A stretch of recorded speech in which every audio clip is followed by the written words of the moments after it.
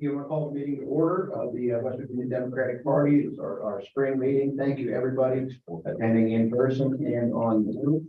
We have a very ambitious agenda today, and we aim to get through all of it. So that's going to take all of us working together. So if we could, those who would just join us in a moment of silence, and that can be a silent prayer, silent meditation, however you choose to use that moment of silence.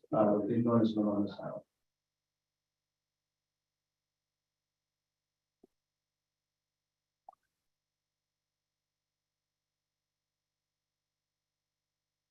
Thank you. And Danielle Stewart, would you like to lead us in the pledge of allegiance? Absolutely.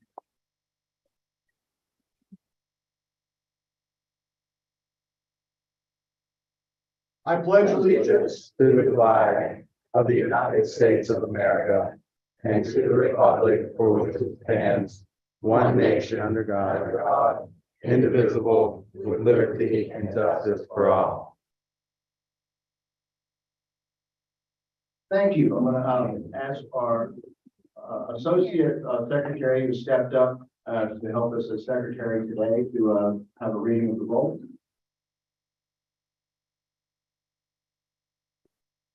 When I call your name, just say present, please. And just as a side note, whenever we're taking roll call votes or when you are proposing amendments, please state your name loudly and clearly so I can hear you and know who is saying what. So thank you. If you're carrying a proxy, when the name of the proxy you're carrying is followed, say here by proxy. Mike Pushkin. Here.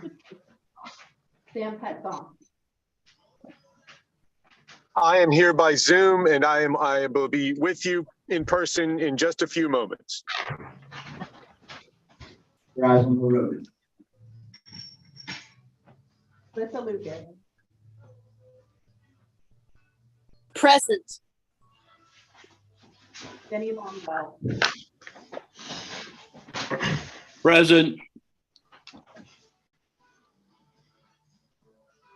Elaine Harris. Present. Pat Maroney. Present. Danielle Stewart. Present. Christopher Pennington. Present. Brad Greer. Present by Zoom. Jenny Craig. Present. Nick Casey. Present. Nikki Lauer. Present. Tammy Offit. Present. Jacob Hively. Present. Anna Gillespie. Present by Zoom. Doug Scaff. Present. Mike Walpole.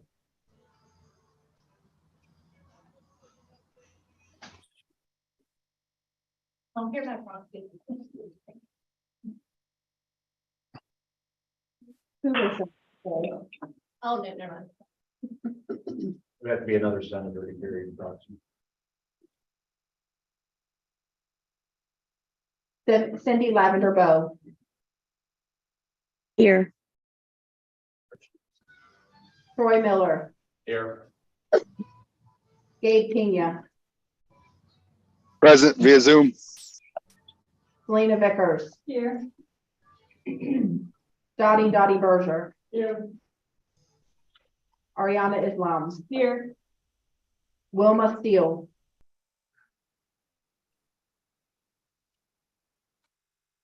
I think she's on the Zoom.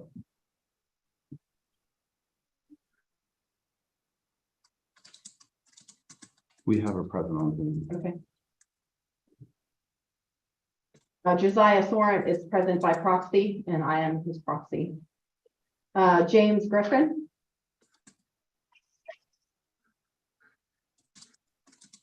Present by Zoom.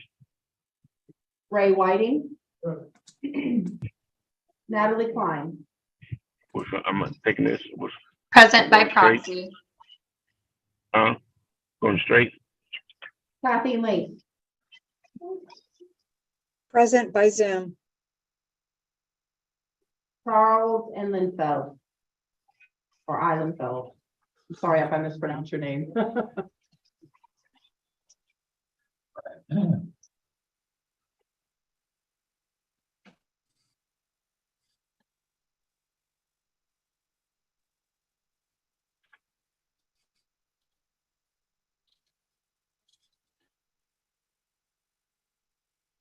Michael Traubert.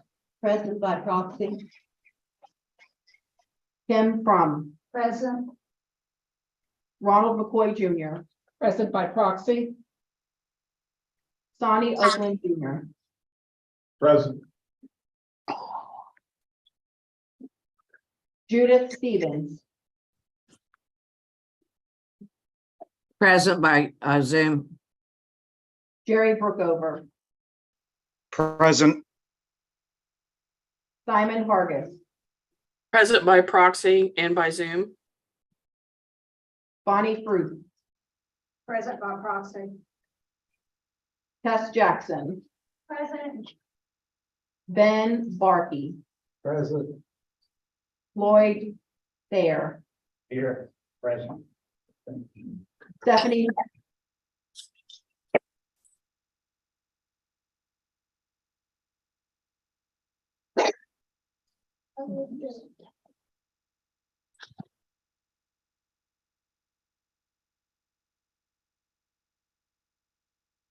Tammy Pritt.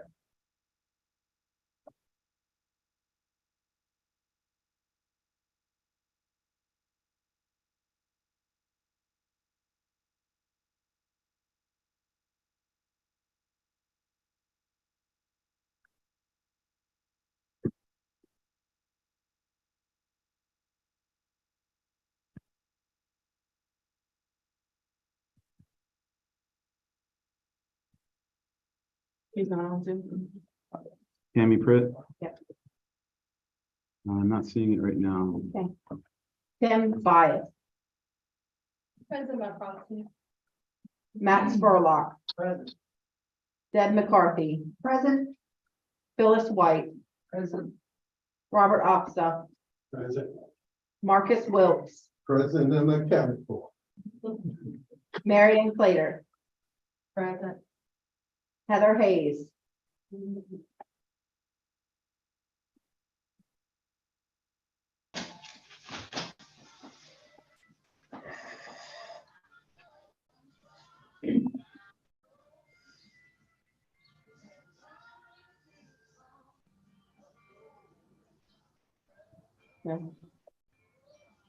Chase Gerald. Present. Farron Williamson.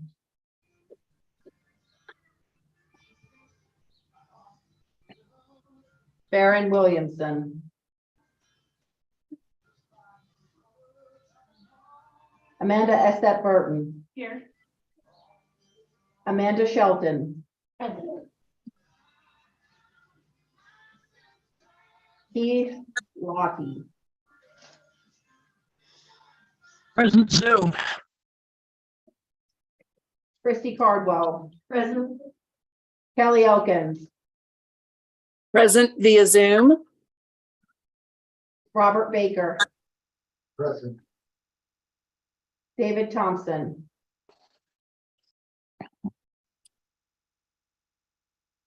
David Thompson.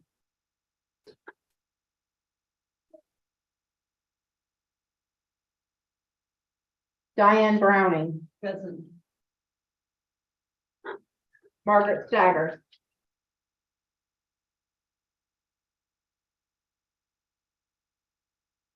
Margaret Staggers.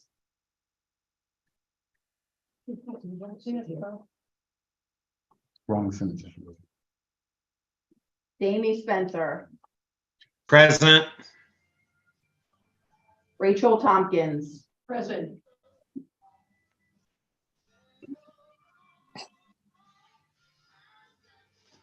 Brenda Weiss.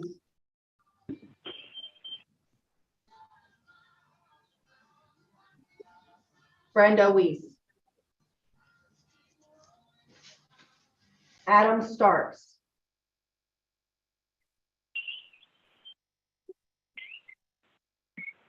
Adam Starks. Cody Thompson, Here. Michelle Carpenter,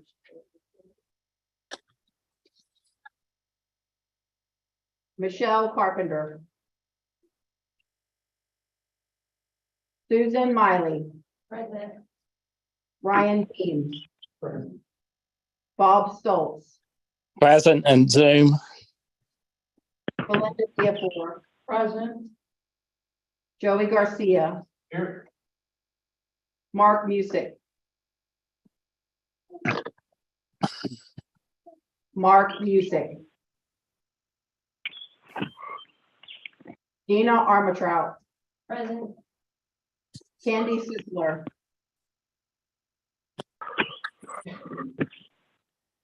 Candy Sisler, Jason Armatrout, Present. Randy Ticknell,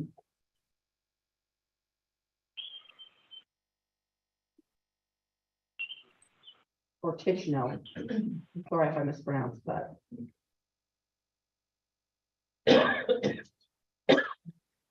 Dorothy Kingla, Present on Zoom.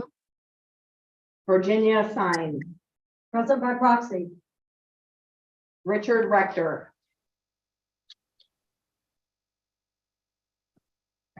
Richard Rector, We do have them on the Zoom. okay. Cheryl Lawrence, Present by proxy on Zoom. Maria Russo, Present. Ken Collinson, Present by phone.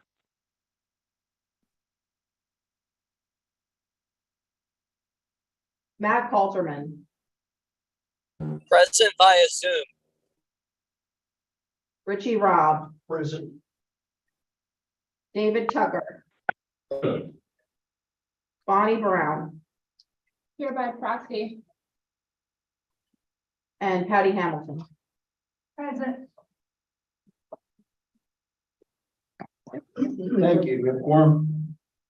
I believe we do. Yes. And thanks for getting through that together with us. We came through and we will, everybody should have received in the email a few times the minutes. Has everyone had a chance to review the previous minutes? Make a motion that we dispense with the reading of the minutes and call for a vote to approve. Second. There's been a motion to approve the minutes having been read. There's been a second. All in favor? Aye. Aye. Seconded. Richie Robb. Thank you. Opposed? Minutes are approved. Thank you. Okay, and next we will move on to, well, I'm going to read a letter from the Secretary of State first before we move on to the filling of vacancies.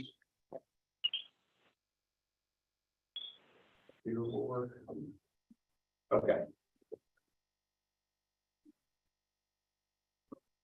This was a letter to the Secretary of State. As prescribed by West Virginia Code 319, I'm writing to notify your office of the following vacancies on the West Virginia State Democratic Executive Committee. Senate District 2, female, Jennifer Beach, resigned as of Tuesday, April 11th, 2023. State Senate District 13, Danielle Walker, resigned as of Monday, April 10th, 2023.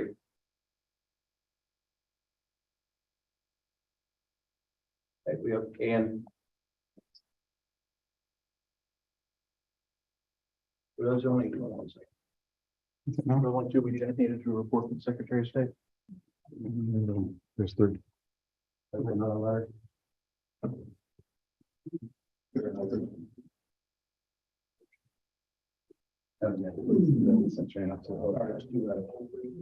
And there was another letter, I don't have the date of the resignation. April 10th. Shane Upton signed for. April 10th. It's April 10th, 2023, which would be second congressional vice chair.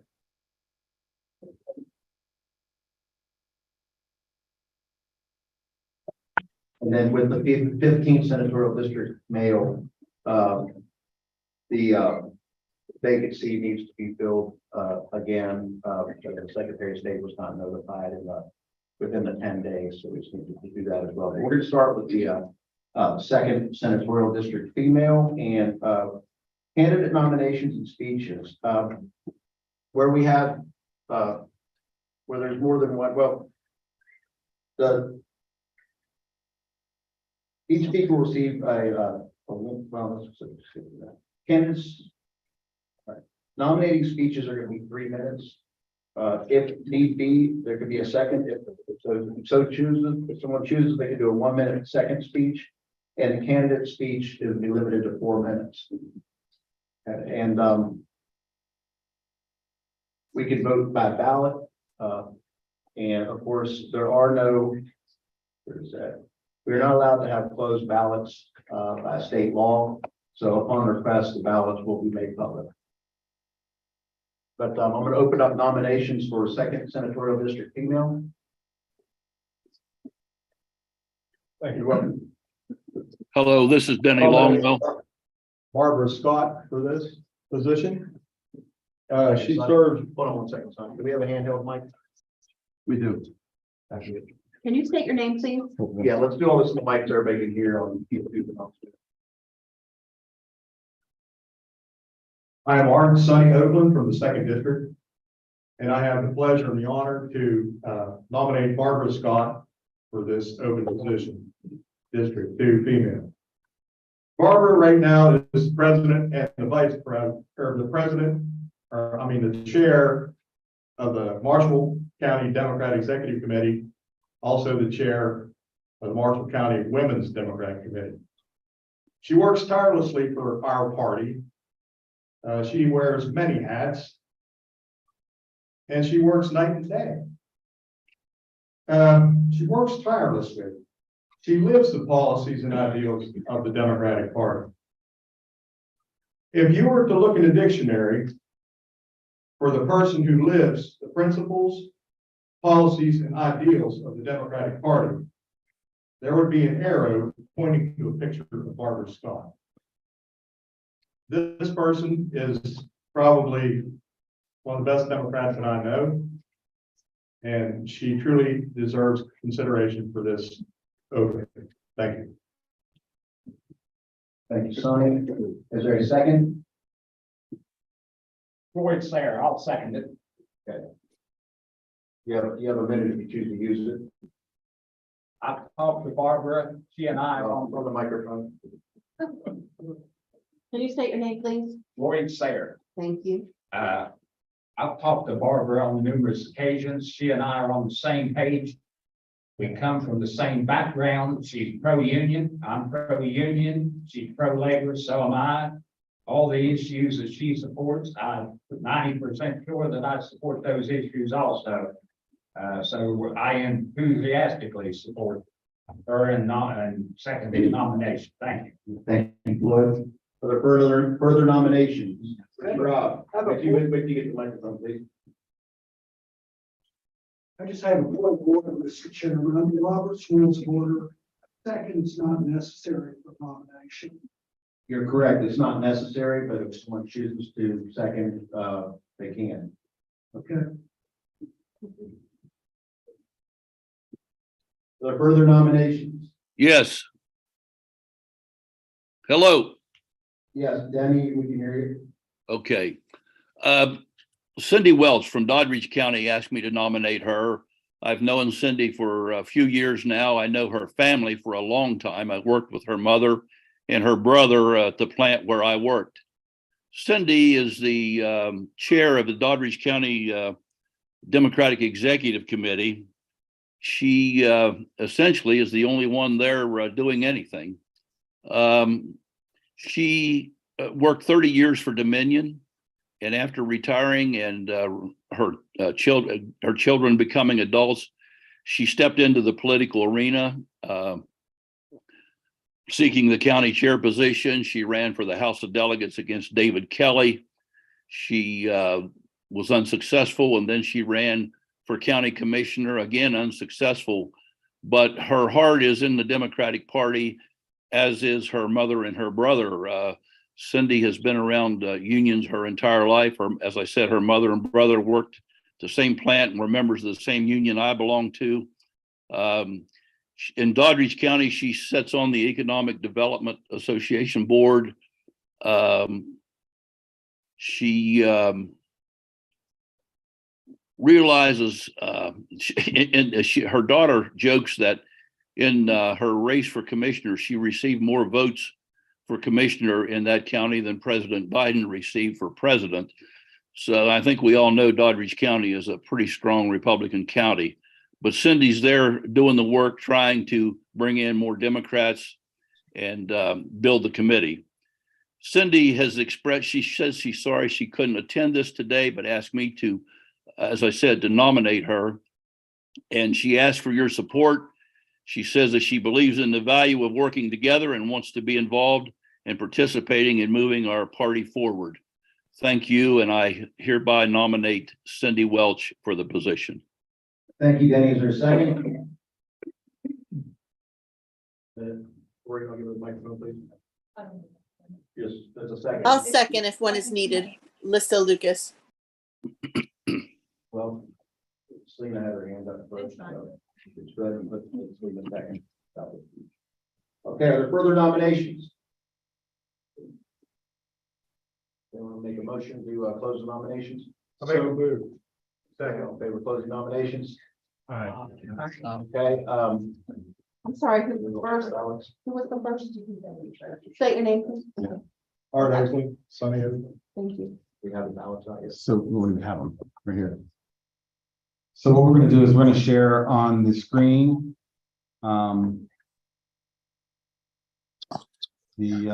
people that are nominated, and then we're going to pass out ballots to all members in the committee room here. The ballots will show you what they look like as well. And then on Zoom, we will open it up as a Zoom poll, which also allows us to have a record of how they vote, and it will show us the percentages when we're done. So if you give us 1 second, we'll have our wonderful interns and staff help us deliver ballots to members. So if you are a member, please put your hand up and hold it up until you get your ballot. Members, and if you carry proxy, Yeah. keep your hand up until you have the ballot, please. And if you are on Zoom, we do have a few guests due to the nominating process. We ask that you not vote in the poll. We will have the results and know who did vote. And for Ken Collinson, you can vote by either voice vote, or you'll be able to chat or text.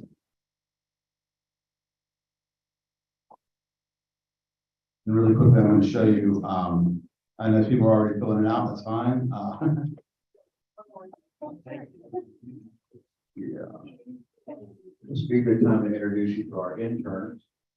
Maddie, I believe WVU. Yeah. Maddie, WVU, Olivia, over here from University of Charleston. Wardell, you WVU as well? David. David Stuff, I apologize. They those who are in. Corey is WVU staff. Eastern Panhandle.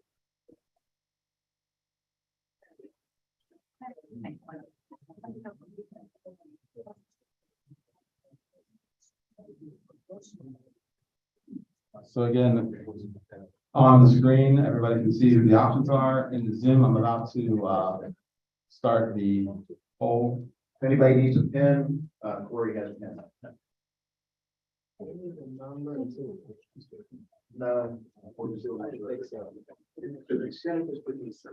1 second.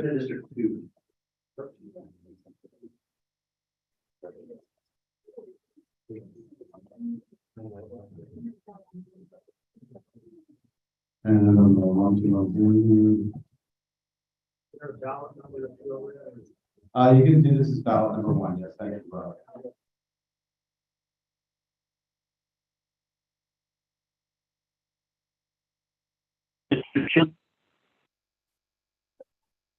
One second, poll about launch. Aren't we having fun here? Poll not working. Just hold on a second. I'm gonna take the screen share off.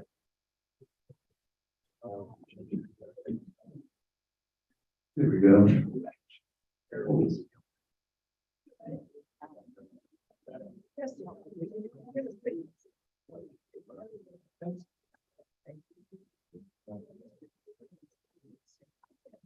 Okay, the Zoom folks, the poll is open right now. And Mr. Chairman, Yes. Is that from Zoom or? can you hear me? That's Ken Collins. Yes. Ken, yes, Ken.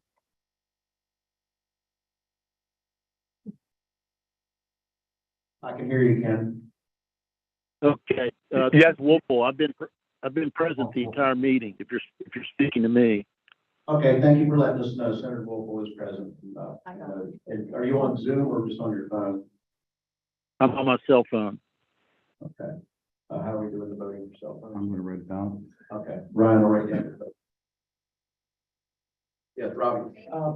Curiosity, didn't you say that the candidates were gonna give a 4-minute speech? You're right. We did. That would. Might be good. You're correct. We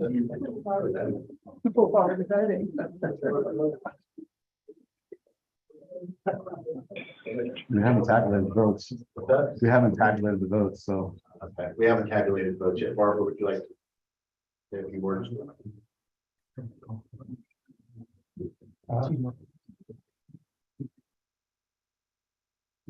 Thank you. Most of you know me. I've been on the state committee before. I've been an officer of the Federation of Democratic Women, been on the Marshall County Democrat Executive Committee endlessly. And I helped reform the Marshall County Democratic Women's Club after it was defunct for 14 years.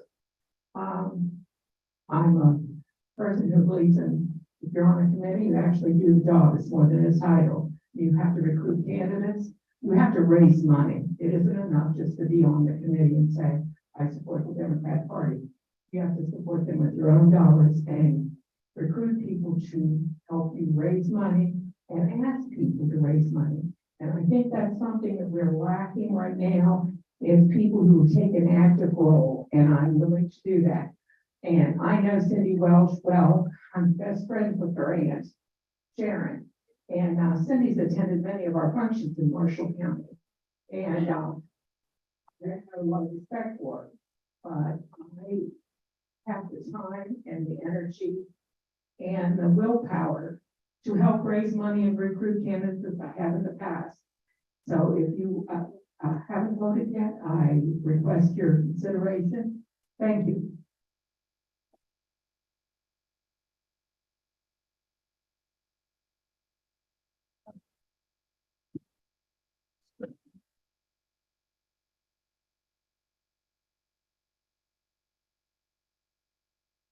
Does everybody turn in a ballot? Cindy Welch? No, does Cindy Welch want to speak? Oh, is Cindy Welch on the phone? I don't know, I'm just asking. No, she's not present.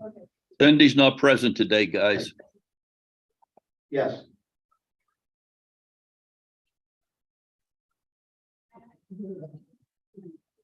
Sure. Oh. Hold it out and you picked up, you just hold it up. If you have a ballot and you picked up, please hold it up.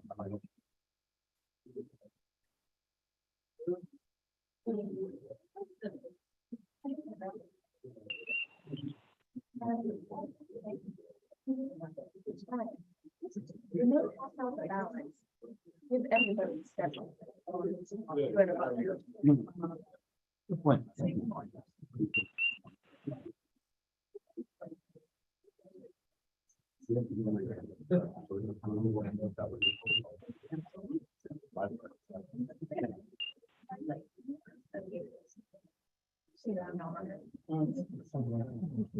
So when we count the ballots, the candidates are able to be here or a person representing them are able to watch. So let's come up.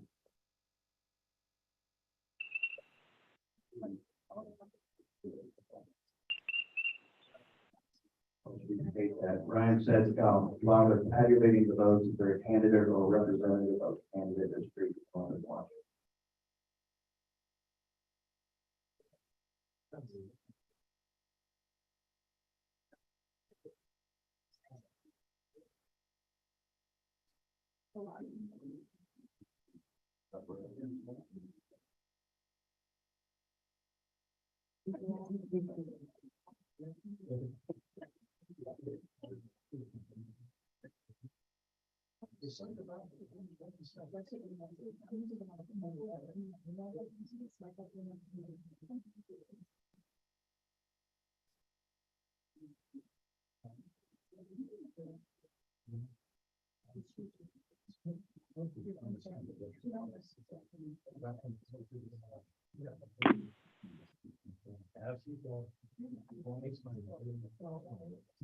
Appreciate everybody's patience, but this is quicker than going through that roll call again.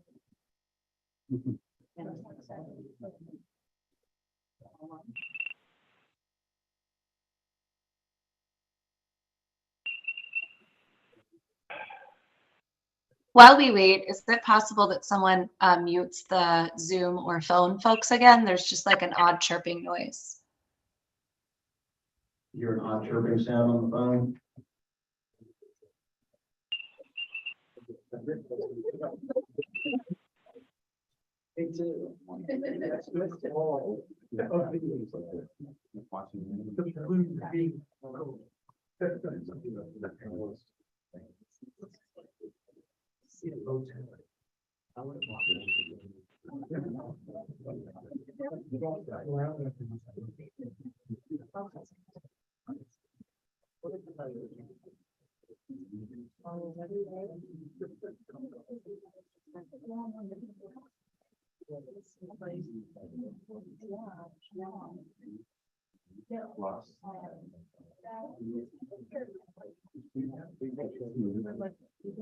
For those who like coffee, there is a Keurig in the kitchen and several boxes of cultures on.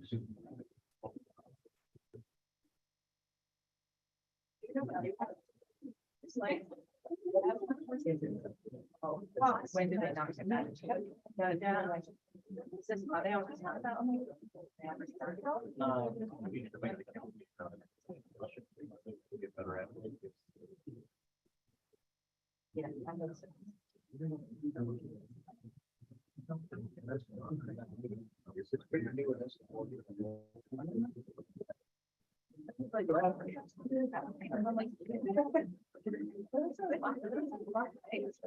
All right, I'm glad.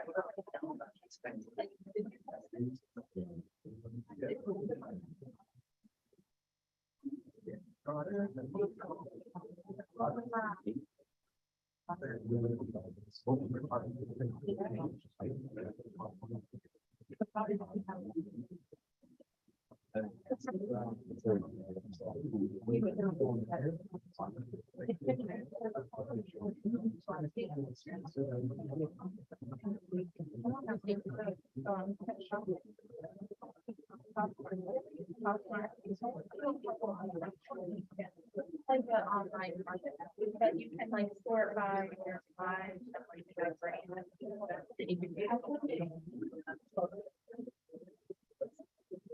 And I'm like, oh, I'm not buying bread. I apologize, we don't have styrofoam cups, you can't use the red cups they want.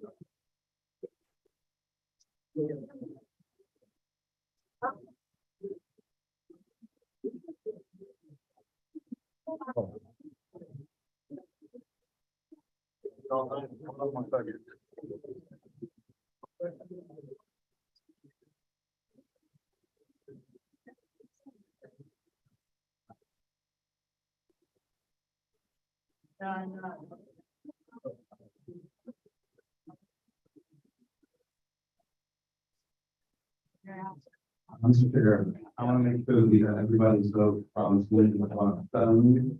So Ken Collinson or Senator Whipple, if you were unable to vote, I don't see in chat. I abstain. I'm sorry, say that again. I abstain. Ken Collinson abstains. Ken Collinson, Barbara, the first candidate, Barbara. Ken Collinson, Barbara. Wolfle abstains.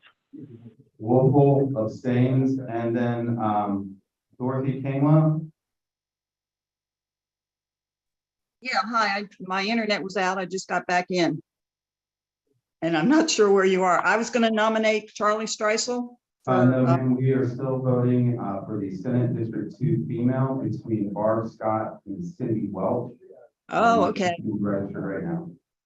I was going to vote for Barb Scott.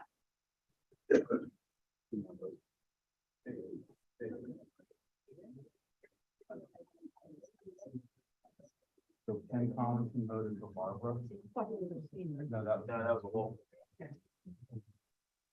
Okay, that was for Barbara Scott, right? And yes. Very much, and then who was the? Dorothy Kingma. So that's two more. Okay.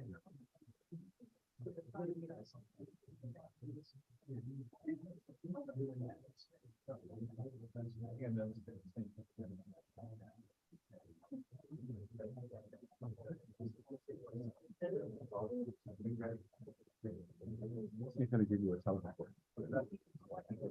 He's going to give you.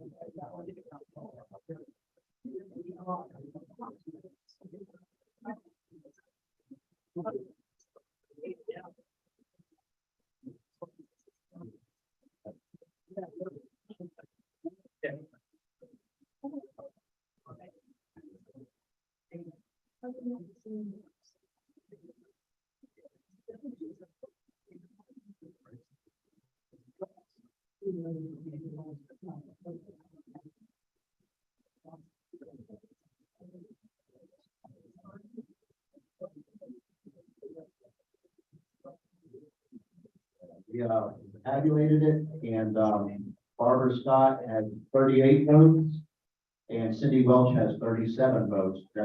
Barbara against.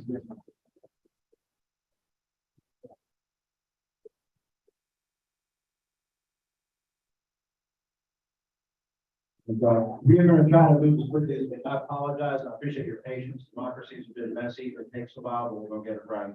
Next is the 13th Senatorial District female, and we'll open the floor to nominations.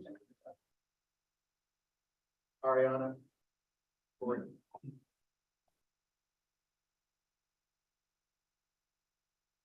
Thank you. I'm Oriana Islam. I represent the AAC at large.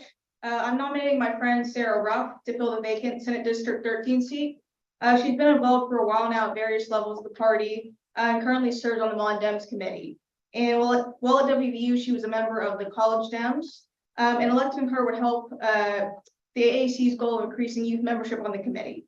So she'd be a great addition to the committee, and hope you all will consider voting for her. And she's on Zoom. Thank you, Ariana. Are there further nominations?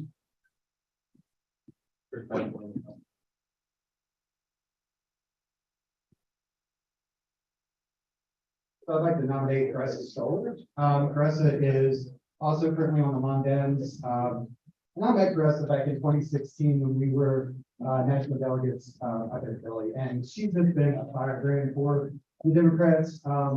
Unfortunately, me being down in Fayette, I don't get a whole lot of time with her anymore, but I still get to see all the hard work that she puts in for her candidates up in that area. And I just think that she would be a great addition to the state party. I think everybody should have gotten her email, so I'm not going to drone on about all the good stuff that she's done. I'm sure everybody's had a chance to read that by now, but I would encourage everyone to vote for Caressa. Thank you. Are there further nominations for seconds? Oh, I forgot. I'm sorry. And I do apologize. I wanted to let everybody know that she was planning on coming down. Unfortunately, she was in a little bit of a car wreck. She's okay, from my understanding, but that's the reason she's not here. I'm just going to make sure everybody's. Thank you, Chris. Are there further nominations or any seconds? And Sarah's online. Yeah, she's on Zoom. First of all, is there a motion to close the nomination? So moved. All in favor? Aye. Sarah? Yes, do you have a question? Call for a voice vote. I would rather have a voice vote than the paper ballot. I'm sorry, you mean a roll call vote? A roll call. Voice vote. Voice votes are, a voice vote is, I think the ayes have it, and that's not legal. You have to have a record. By state law, we have to have a record of the vote. Let's go. So it's either ballot or roll call. We would like roll call. Who's going wrong? We're not quite there yet. So first I would like for, if Sarah's on the line, Sarah, would you like to introduce yourself in 4 minutes?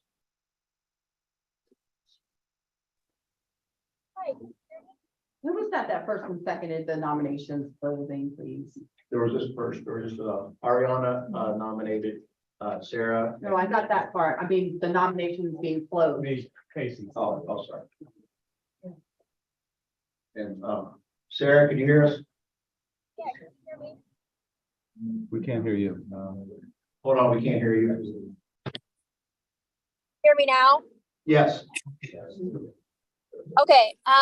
Hi, my name is Sarah Ruff. Like Ariana said, I have recently graduated from WVU in the fall of 2022. I'm in Morgantown, originally from Mineral County, West Virginia, where I was a part of the Young Democrats there. And since moving to Morgantown, I have joined the Mon Dems and I am on the executive committee there. I serve on the Housing Advisory Commission of the City of Morgantown. And like Ariana said, I've served during my time at WVU on the WVU College Dems and the State College Dems. And I really appreciate your consideration for this role. I'm really passionate about issues such as LGBTQ plus rights, women's rights, abortion access, housing equality, rights and equity for people of color. And I'm really looking forward, if I have the chance to fill this role, I would love to make West Virginia continue to help it be a more inclusive and welcoming place, especially for young people to come to and stay in, because I think that's a really important issue that our state faces. So I really appreciate your consideration. Thank you. Thank you. The question is on the filling the vacancy of the 13th senatorial district female. There was a motion for a roll call. I believe we need 25% to sustain that. What? Anybody can ask for a roll call. Anybody can ask for a roll call. It's different. It's just someone versus Robert. Okay. How about this? All in favor of having a roll call, raise your hand.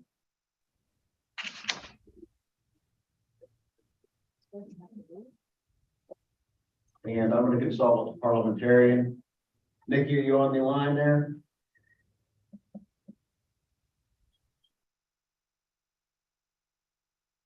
Yep.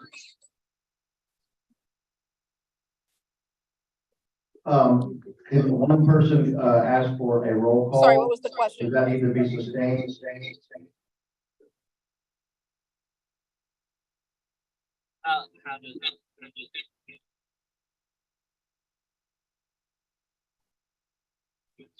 What was the question? I'm sorry. The question is on whether or not a roll call was asked for. I have one set of rules that I looked at before that said it was 25%. And it was stated also by a member that if there is no threshold, any one member can ask for a roll call. We have to have a roll call.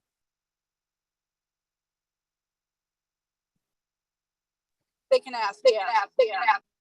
What? They can ask, yes. Can you hear what She said they could ask. they can ask?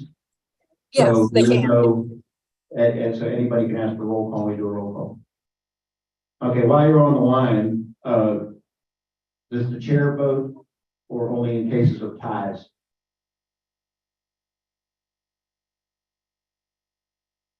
Yes.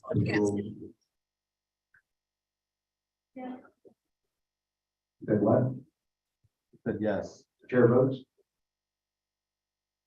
Yes. Okay. All right, roll call is demanded, and we don't need to sustain it, so let's do it quickly. So again, for our folks on, friends on Zoom, we're going to leave the video up so that when you cast your vote, you will be a featured screen. The candidates are Sarah Ruff and Carissa Staller. I will put it in the Zoom chat. This is Jenny Craig. Can I ask just a question, please? Yes. So it was also my understanding that, of course, anyone can in fact ask for a roll call vote, but I too, in looking at information, was under the impression that you had to have a certain threshold to sustain that. Did the parliamentarian understand that question? It was really hard to hear her and it was muffled. So I just want to make sure before we go through all of this, in particular, how hard it's going to be for folks on Zoom and on the phone to be able to do a roll call.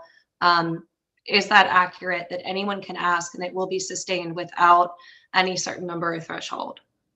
Can we just double check that? Yeah, Nikki, was that your ruling? That any one member can ask for a roll call, we have to have a roll call.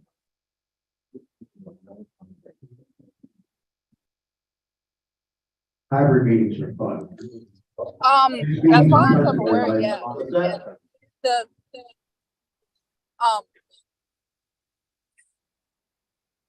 any one member can ask for a roll call, but it will be difficult but based on the fact that more than half of the constituency is in fact not in there in person.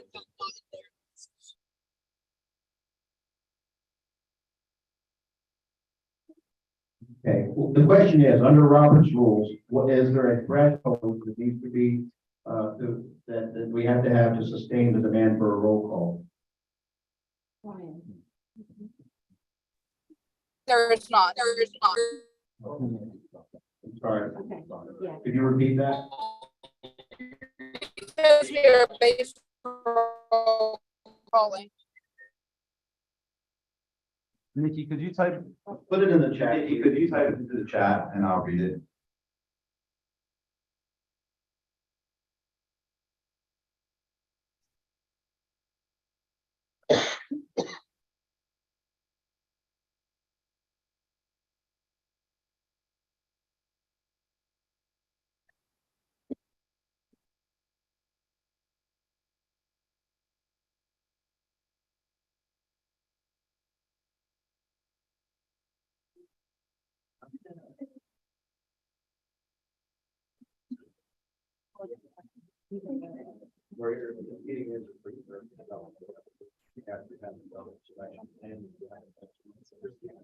Mike, what is the exact question?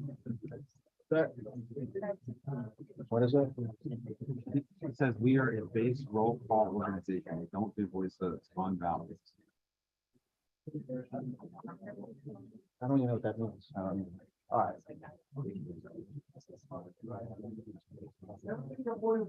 Yes, Dan. Microphone. Where are we getting the microphone? Is the motion proper to put this question to a vote, just so there's a record, wasn't really as to the will of the group? I would make a motion to quash the demand for a roll call vote. That's proper. Question. Second. Parliamentarian. Okay, the motion is to not have a roll call vote. All in favor? Discussion. Go ahead, give her the microphone, please. Yeah, so here's the thing, I would prefer that we do just do the ballot, I personally, but in terms of that motion that was just, I think that's a violation of the rights of the members who are asking for a roll call. It is my understanding that Robert's rules that any member can request a roll call, so I think that is, I think that's a legitimate request. My preference would be that we just do what we were doing, but in terms of, I don't think we have the right to squash that member's right. So, DNC. Yeah. Okay.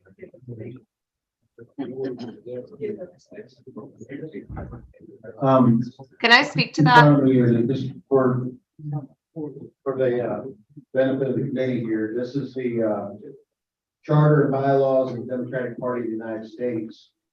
A roll call may be requested by a vote of 25%. That's what the DNC uses. If we're following the same demo, we follow Robert's rules. I was under the impression there was a certain amount to sustain it. The parliamentarian rule, there is. So unless somebody wants to, you can challenge the ruling. That's the only way to move forward. Parliamentarians don't rule, it's your ruling. Okay. Well, then I'm gonna call for the question that was stated on whether or not we have a roll call. Excuse me, I'm moving that it be a roll call vote by, my motion, if I could clarify, is that it be a roll call vote by writing instead of by voice. That's the distinction. It's a roll call vote either way. It has to be. Yeah, It's a it roll does, call right. vote So, either so my way. motion is just that it be recorded. By law, yeah, by state law, we will have a roll of who voted which way. And that can be made public, or that can be made available upon request by state law. Either way, it's public. It's whether or not we go through the roll or write it down. That's the question. Okay. All in favor of a ballot vote, say aye. Opposed? No. We're going to pass out the ballots.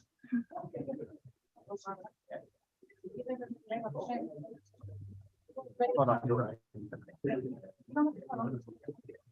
And please give everybody more than one ballot, so we don't do this every time. We're going to get back a ballot. Everybody gets 20 ballots, a ballot for all of the.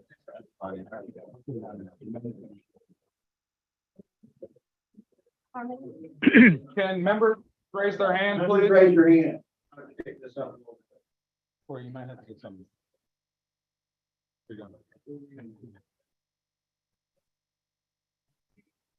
Give everybody 6 ballots. We said school right now. I said we made 4, we might have to. Okay.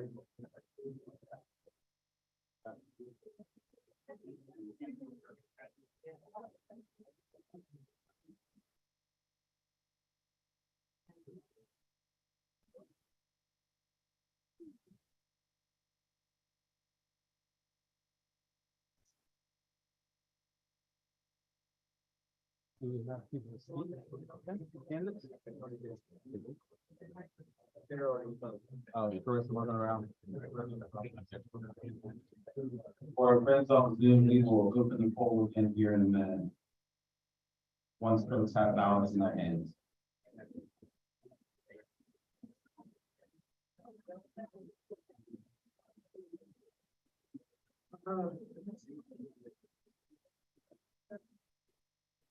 This has been a while since we talked about it. The question is for 13th Senatorial District female, the nominees are Carissa Solar and Sarah Rupp.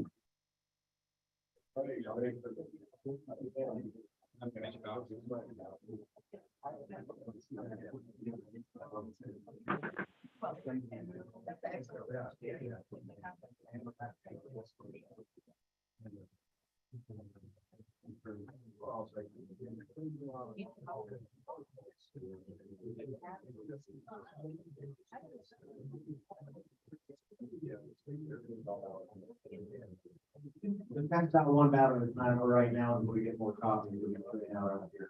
We'll give you ballots.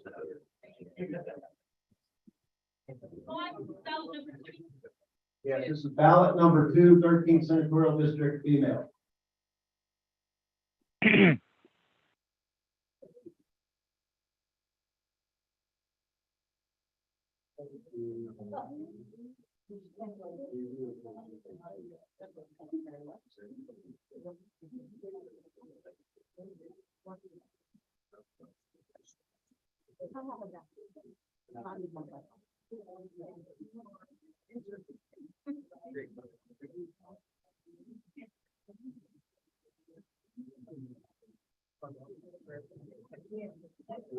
Do you have any?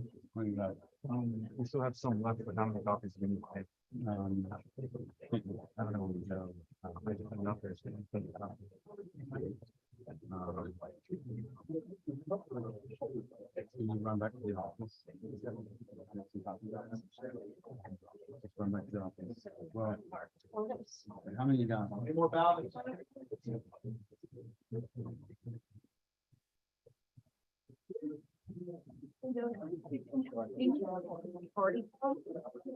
don't know if do you want to just use the parking to get it done, get a couple of, how many are we doing? How many?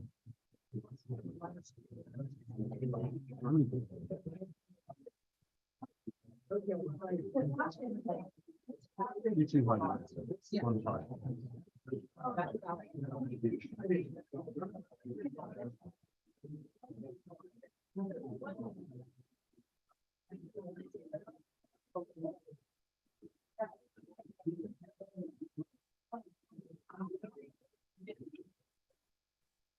All the paper ballots in. Back. Go back. The Zoom poll is open as well. Please vote.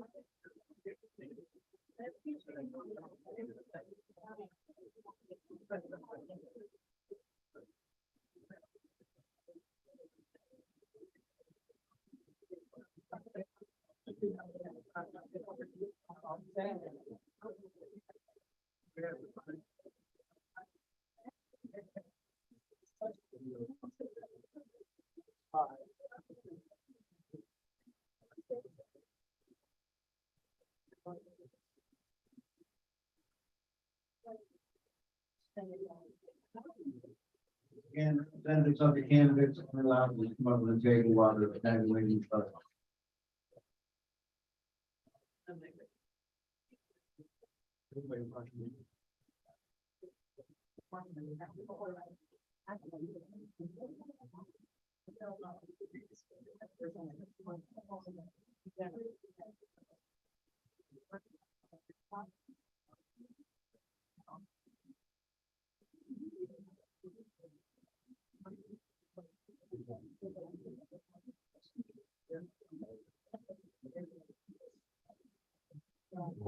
Waiting, how's everybody like the new model in the library? Can I repeat that?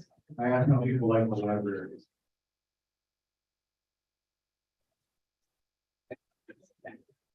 All in favor of the library? Okay, we're in agreement on something. I think Madam Mayor, Goodwin and our county commission elected. We do have all the ballots in, right? All the ballots are in? Are all the ballots in, all paper ballots? And I have Ken Collinson has registered to vote by text ballot to Sarah Ruff.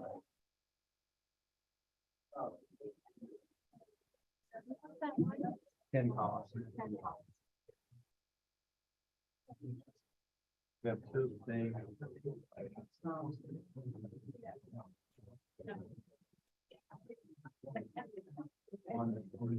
So you getting both of those? Decided by Senator Vogel to be like to register to vote either we put up Willis or X. Yes. Okay, on Zoom.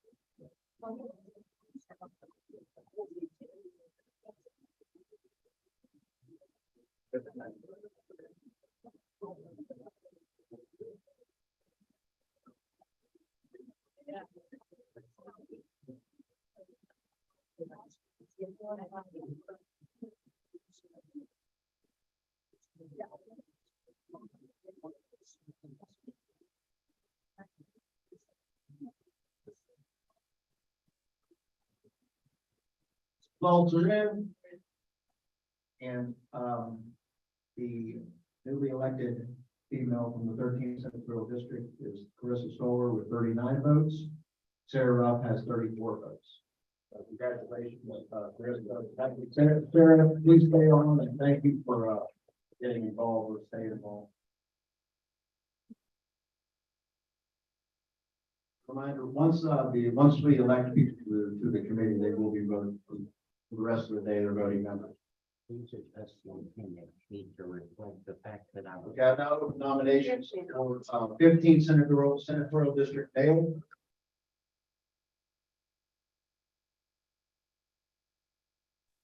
Charlie, you on the line? This is Dorothy Kangla, and I wanted to nominate Charlie Streisel for this position. As you may know, he was elected to it last June at the meeting.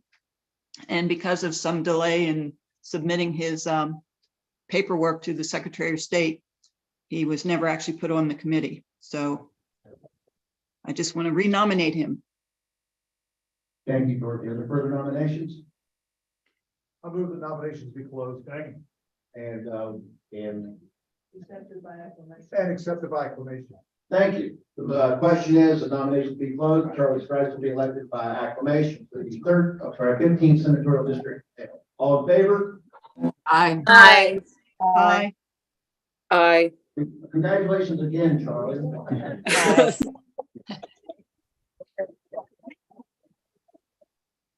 The nominations for diversity at large, congressional district 2 female.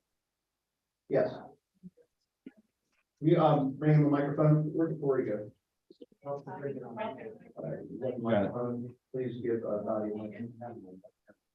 Hi, I'm Dottie Berger. I'm the male. It on, it's on. I'm Dottie Berger. I'm the male co-chair of the Affirmative Action Committee. And we have nominated Marlene Bishop as the diversity at large representative for CDC. Thank you very much. That's the recommendation of the committee. Are there further nominations? Yeah. Okay, your motion. I move to close the nominations and make the appointment by acclamation. Okay, there was a microphone or repeat. Ben Barkey. Ben Barkey, move that we close the nominations and elect Marlene Midget by acclamation. All in Second. favor? Aye. Aye. Motion carries. Marlene Midget will be representing the Diversity at Large Congressional District 2.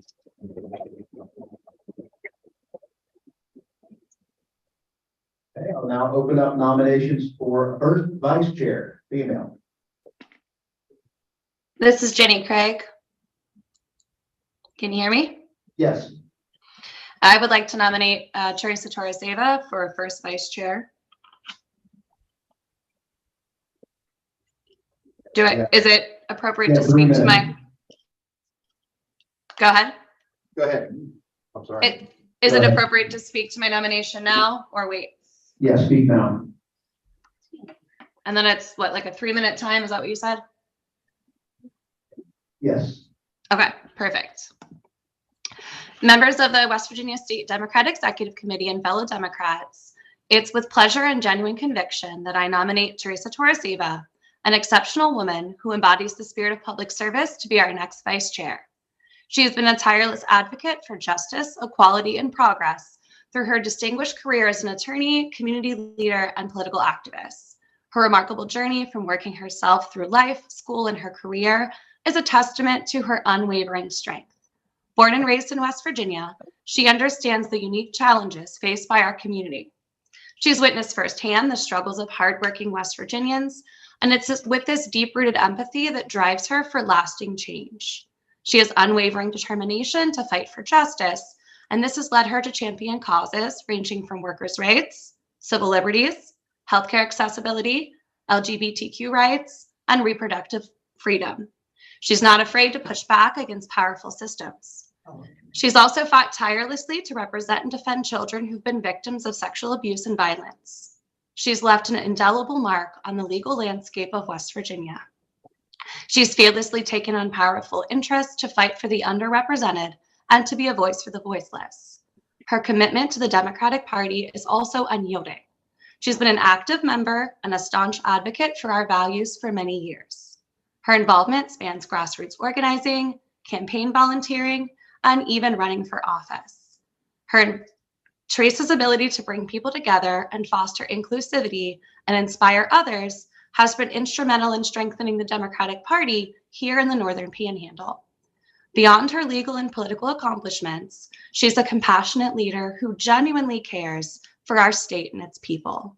She's devoted countless hours to nonprofit organizations and charities aimed at improving the lives of West Virginians, whether it be through supporting public education, supporting and serving on the board of the Mountaineer Food Bank, or advocating for women's rights and our LGBTQ community. She's consistently gone above and beyond to make a positive impact. In addition to her impressive scope of legal work, including being the second female vice president of the West Virginia Association for Justice, she also has hosted weekly talk radio shows discussing politics. She has a mastery of media management and is a superior communicator. These exceptional communication skills, her strategic vision, and her ability to forge meaningful relationships will undoubtedly strengthen our party's infrastructure, energize our grassroots efforts, and expand our reach to every corner of our state.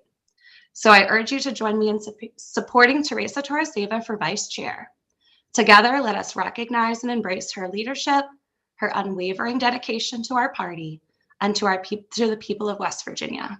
Thank you. Thank you, Jenny. Are there further nominations? May I second? Oh, I thought you were showing them. Okay. Her space. Okay. Second. You want a second? Go ahead. I would just. I would just say, this is Sam Petzold. I've known Teresa, in some sense, been a member of several organizations with her. She's a superb communicator. She's got a mass media presence on radio. She has her own radio talk show that reaches the Northern Panhandle. She is, of course, a labor and consumer lawyer. She has strong personal networks significantly in the northern West Virginia area. She's a native of that area. That's a key Democratic geographic stronghold that must be cultivated. We're strong there, but we're not winning every time we should be. She will help with that, and statewide, her experience with civil justice advocacy through the WVAJ as the critical model for us to learn from. It's ideologically diverse coalition with multilateral internal decision-making, geographically dispersed across the state. That's a successful model for pushing progressive consumer policy during the past decade. That's why I think she has the, the relevant strengths and experience to help us. Thank you, Sam. Are there further nominations? When you voting, you want to microphone? Podium.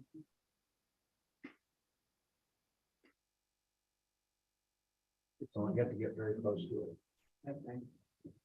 Can you hear me? Good morning, Democrats. So we're on the afternoon now, huh? So most of you, I think most of you know that I would never stand here before you and fight for someone that I didn't believe had the right skills for this position. I hope most of you received my letter that endorsed Sandra, this amazing woman. I will let her, I thought I only had 30 seconds, so I didn't realize that I would have longer. So today I stand here just as a tireless advocate for change, and I ask you to imagine something that's deeply uncomfortable.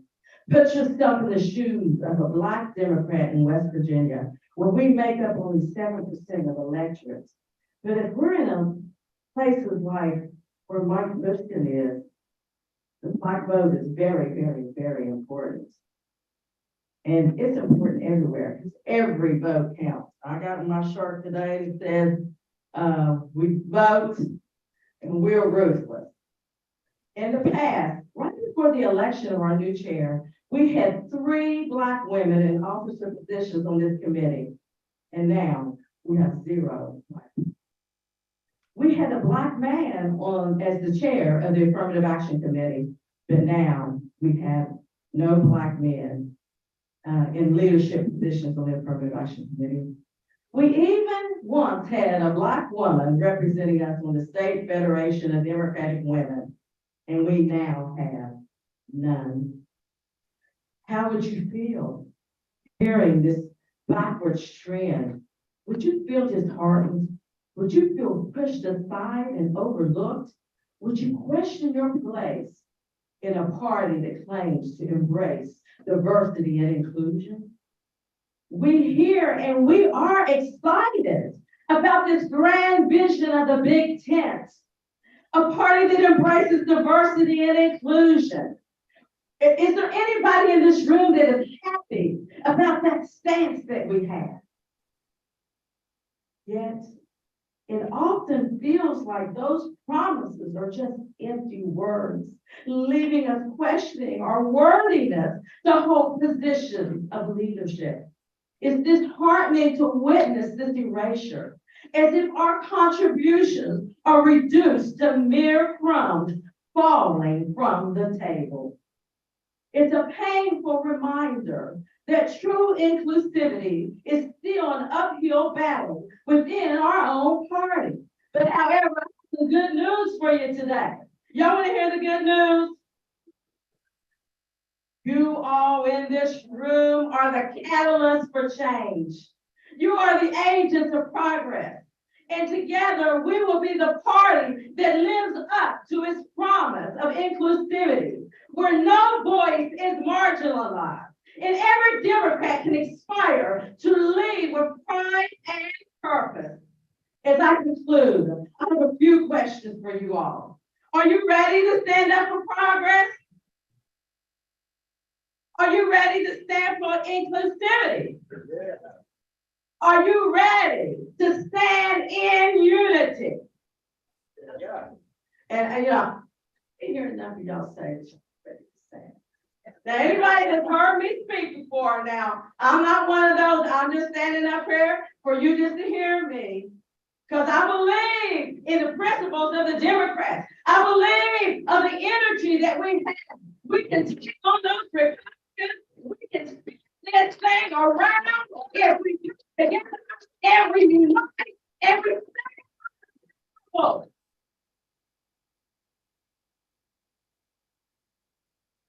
together, where we would have no voice that is marginalized. And every Democrat can aspire, every Democrat can inspire to lead with pride and purpose.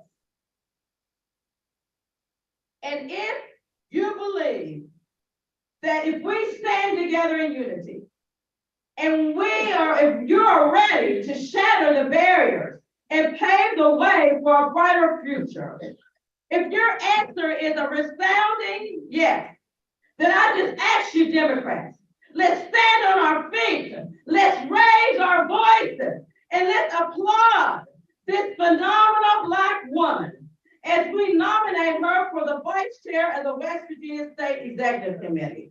Together, let us make this moment that we declare as a party that we are champions of diversity, that we are champions of change, that we are champions of progress. Let's applaud the applause to be heard far and wide as we embark on this journey together. Are we in it together? Are we in it together, Democrats? Are we in it together, Democrats? We're going to be fueled by the passion, driven by purpose, and guided by the spirit of unity. Everybody say unity. Thank you.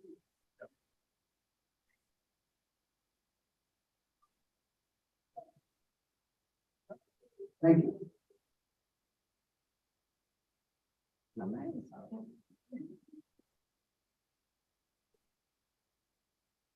A second for the are there further nominations? A second for the nomination? Yes.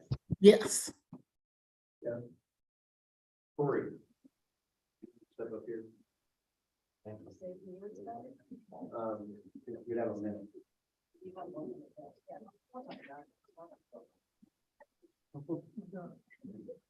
Can you state your name, please? Sandra Lynch, proxy for Virginia Sun. I didn't know I was going to speak today, but I have to tell you, my friend Andrea is amazing. We call her Z back in the hometown. She's amazing. She runs a store called People of Worth. She supports the community. People of Worth is a free store. People can come in and get whatever they need. She feeds the community. She supports everyone. We were talking today about a friend of mine who's almost got cheated out of her house. She went over there, saved that lady. So Z has a lot of influence in Berkeley County and in Martinsburg, and I highly, highly recommend her for the position. Thank you.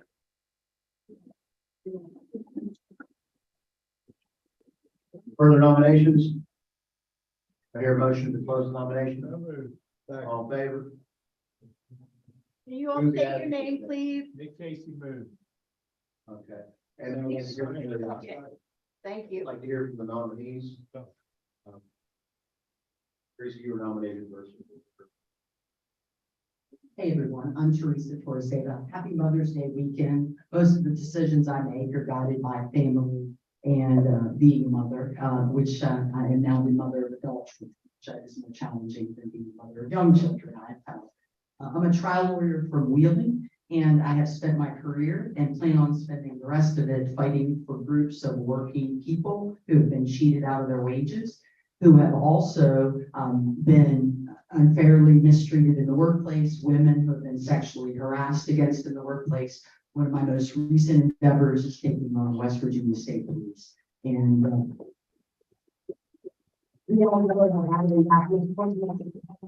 what I can just tell you is there's a lot more to come where that has begun. That is just the beginning in terms of what you've seen in the news.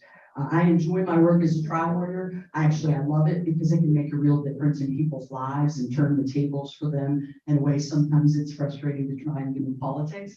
But that said, the reason that I'm seeking this position and happy to be here today is because I ran for office in my district in Wheeling in Ohio County and learned firsthand that the D by the name was a major handicap, and I want to work to change it. I want to join the team. I want to make it better. And I want to legally get started in West Virginia. You can be proud to be a Democrat. And I know, and by the way, love seeing this room filled with people that I know and don't know, I've talked to, and some of you I haven't. This excites me. I've talked to people today who just changed their party registration. That excites me. But what I want to do is I want to bring the skills I've learned in the courtrooms and working with these groups of firefighters, deputy sheriffs, school nurses, some of my most current projects around the state. And the unity that we've been able to bring. So you may know firefighters, for example, can't collectively bargain, even though they're in union. And we understand that, but they can't unless the city agrees. So they have essentially no power, right, whenever they've been cheated. So they do in the courts, and that power remains, and that's somewhere we've been able to find success for working men and women. What I want to do, though, is bring some of that, both the network, the energy, my ability to handle media. That was learned, by the way, on the fly, and because I had no choice, because so many of my cases are constantly in the media by the nature of the work that I do. So I want to be able to bring that media communication as well to the party. Mostly what I want to do is when I say join the team, I mean, I've always been a Democrat, I'm on the team, but I mean the state party and the work that you all are doing here. And I'm here to tell you from Wheeling, it's exciting. We see it. It is absolutely bringing people in, not pushing people out. And the party is changing in the public out there because we're hearing about it and seeing it. And I just want to be able to continue to bring that change and move forward. I can tell you a couple of my goals are inclusivity, transparency, the rule of law, being accountable. These are all things that I've working in by. And I've been excluded. I'm a trial lawyer. I'm a female trial lawyer. And I can tell you in 1995, when I graduated law school, there weren't a lot of us. There are a lot more now and it continues to grow. So that said, I would ask for your vote and consideration. Thank you very much.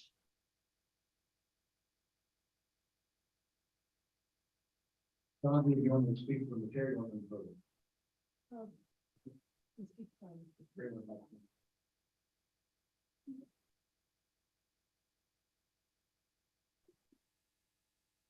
Hello, everybody. I'm Andrea Lansdowne, aka Z, most important letter of the alphabet. And I just want to introduce myself. I've been married 33 years. I have 13 children, 12 grandchildren, and I own a store that is free.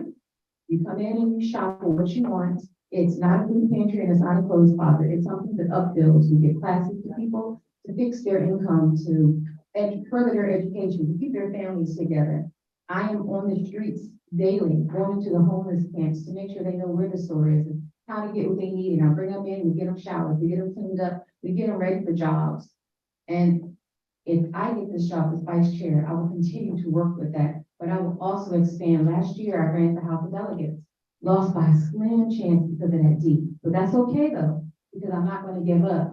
And I'm gonna tell you what we did last year at my store. We had a spot. We called it a bus stop, and everybody who came into my store got registered to vote. And everybody who wanted to go to vote on the day of voting, we took them. Whatever district they lived in, we took them there. We made sure that we got people out there to vote. And that's what I want to continue to do. Our young people aren't voting the way they should. I think we need to get into the school system. We need to get into the low income places. Hang out with the low income people because of the store. But I'm here. I know how to fundraise. I mean, I have a store that gets no money. We just got our first grant out there, so excited. Very excited about that. Before that, me and my husband were paying for everything. Our store feeds 200 people a week right now. It's tight. We have classes that are packed and we have to push it back to another week to get a bigger spot. But if you elect me, I promise to bring all of my energy, all of my excitement, everybody I know how to fundraise, I know how to get money in, I know how to reach people. And I really think the Democratic Party needs to concentrate on those people so that we can have inclusiveness. Because right now, the people that I deal with every day don't feel like they belong to anyone. And I want to work, as we should all work, to bring them in. Let them know they have a right to speak. I've been working with our local police officers, our sheriff's department, our city police, and our county police. I go in every week and I speak to the heads. I talk to the chiefs. I talk to the sheriffs because I want them to know that as citizens, we are out here and we have a right. And we're on first name basis now. I mean, just the other day, the chief of police called and asked me to come sit in with a meeting with him simply because he had a community leader that was coming at him and he wanted me to be a buffer. That's what we need. We need somebody that can work on both sides, that we can bring everybody into that unity state. And that's what I want to do. That's why I'm here. And I think if you elect me, I pray that you will, that we're gonna make the Democratic Party this voting pool so big and so much better, that we will wipe the Republicans right off the floor. Yeah.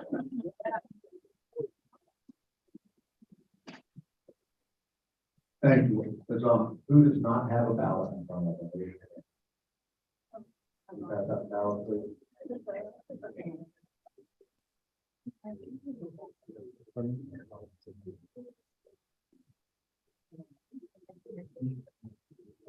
Give them a copy. All right.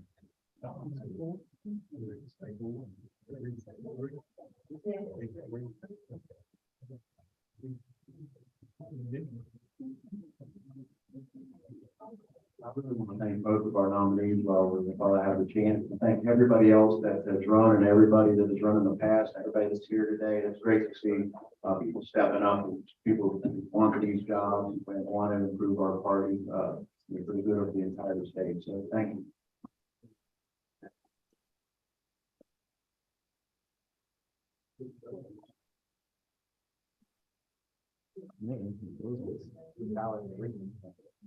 Yes, it's ballot three. This is a ballot.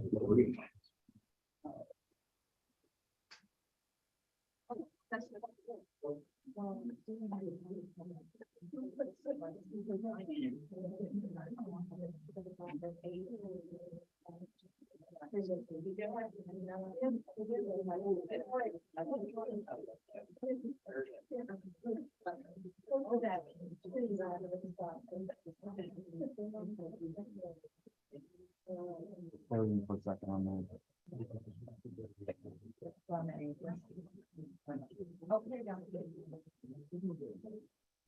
Thank you, ma'am.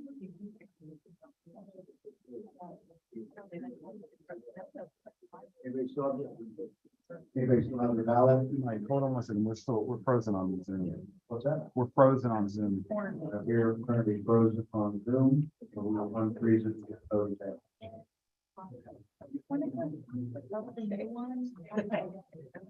Who's on Zoom? You stand by.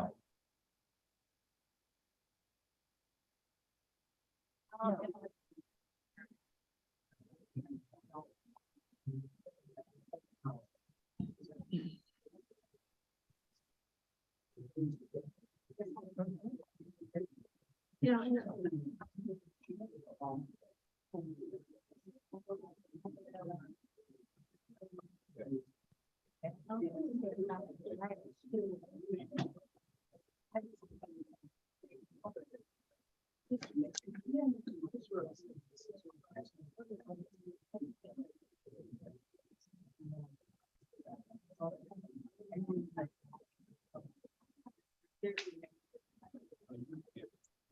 No.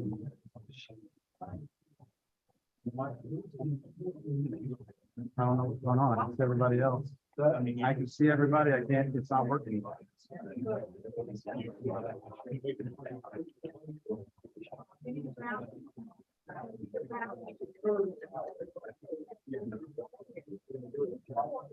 Are you? I don't know. Nothing's working. Nothing's working on this. I don't know.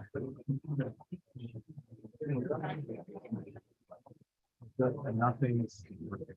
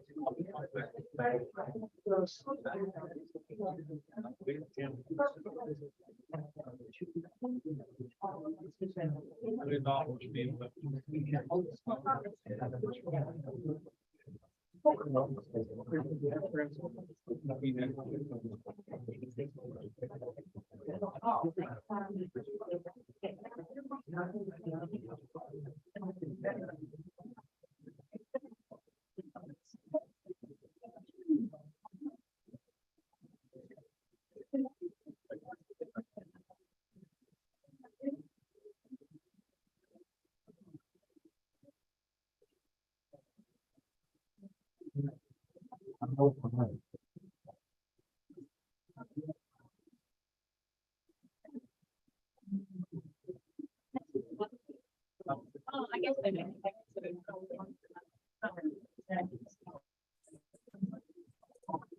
Oh,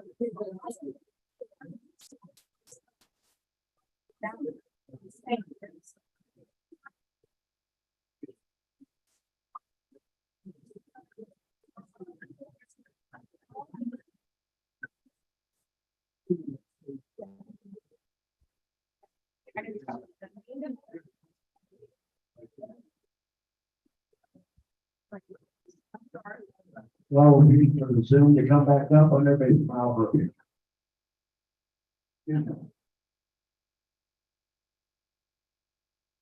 Everybody smile. Thank you. Okay, the Zoom is back up, the poll is open right now. So you're happy. For those on Zoom, the Zoom is back up and the poll is open.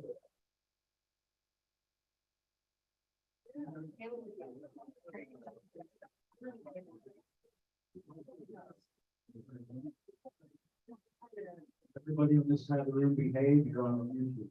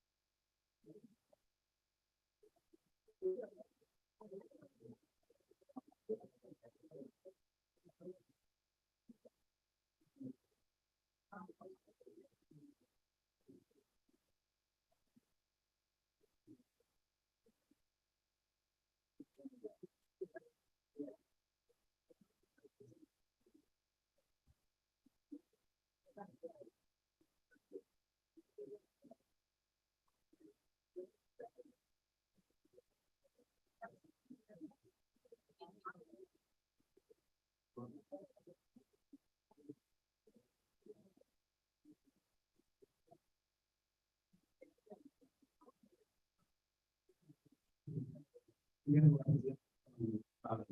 land down and enforcing about issues. Would someone like to watch the count votes? Two.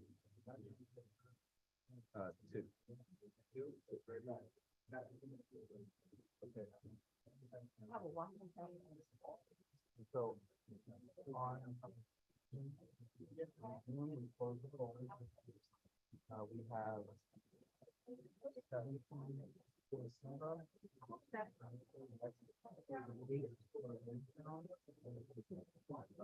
And we also have text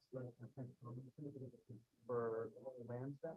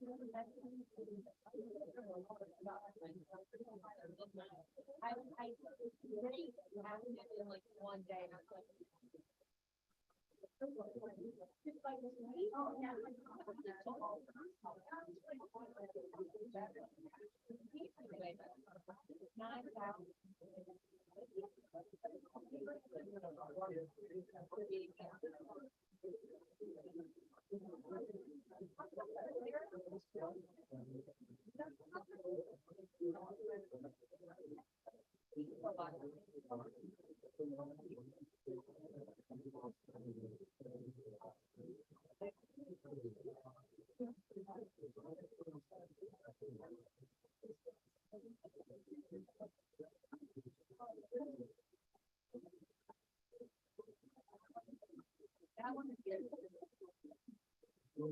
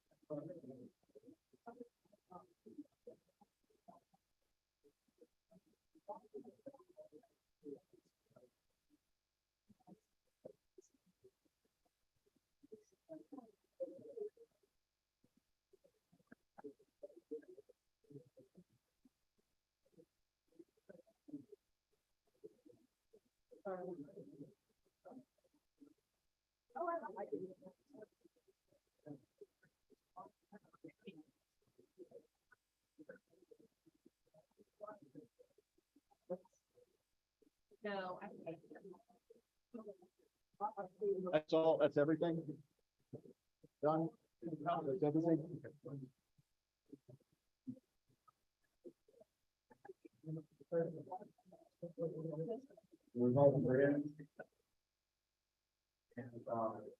Congratulate Vice Chair for Sava.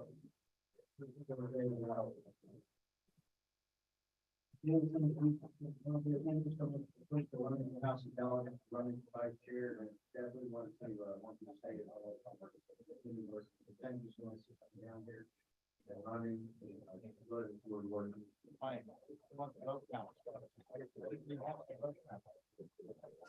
Can you speak up, please? I can't quite hear anything right now. Mr. Chairman, can you repeat that? Someone was speaking on Zoom and it covered over you. Okay, Mr. Coombs asked for me to repeat that. The vote count is 59 to 17 with 3 abstentions. Did you hear that? Yes, thank you. 59 to whom? Well, Teresa was elected, so she got 59.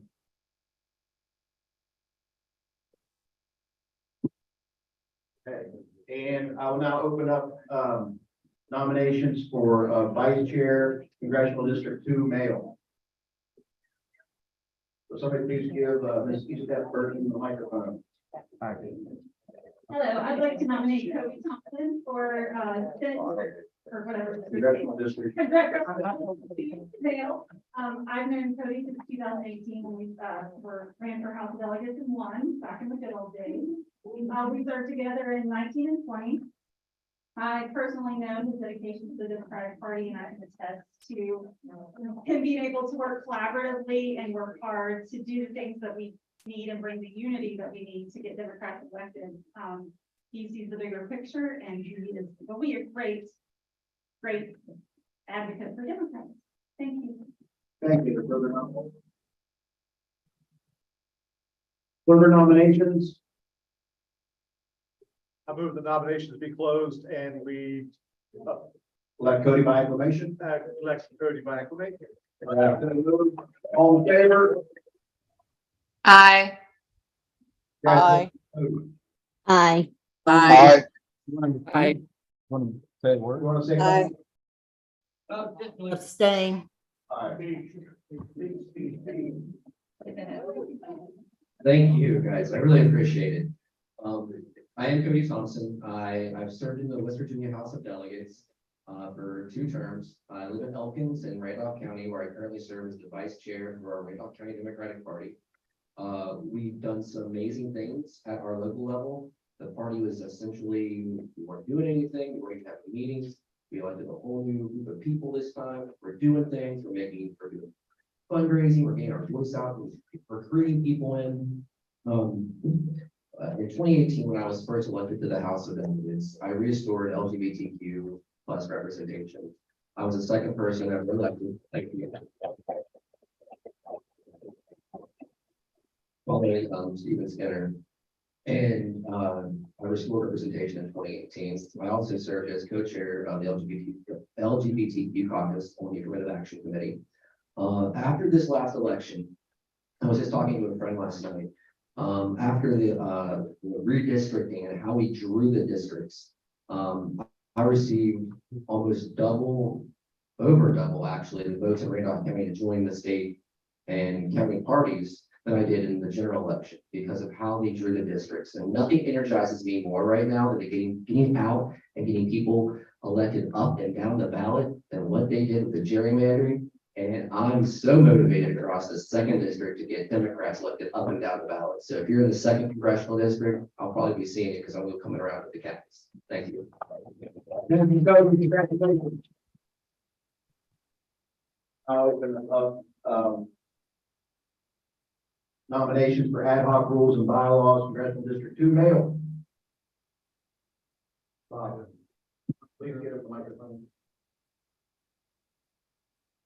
Thanks. I'm Bob Baker. I'm from Raleigh County. And I'd like to nominate for the ad hoc Rules and Bylaws Committee, Dottie Berger from Morgantown. I've known him through the Affirmative Action Committee last year pretty much. And he was a very clear thinker and a clear voice on that committee.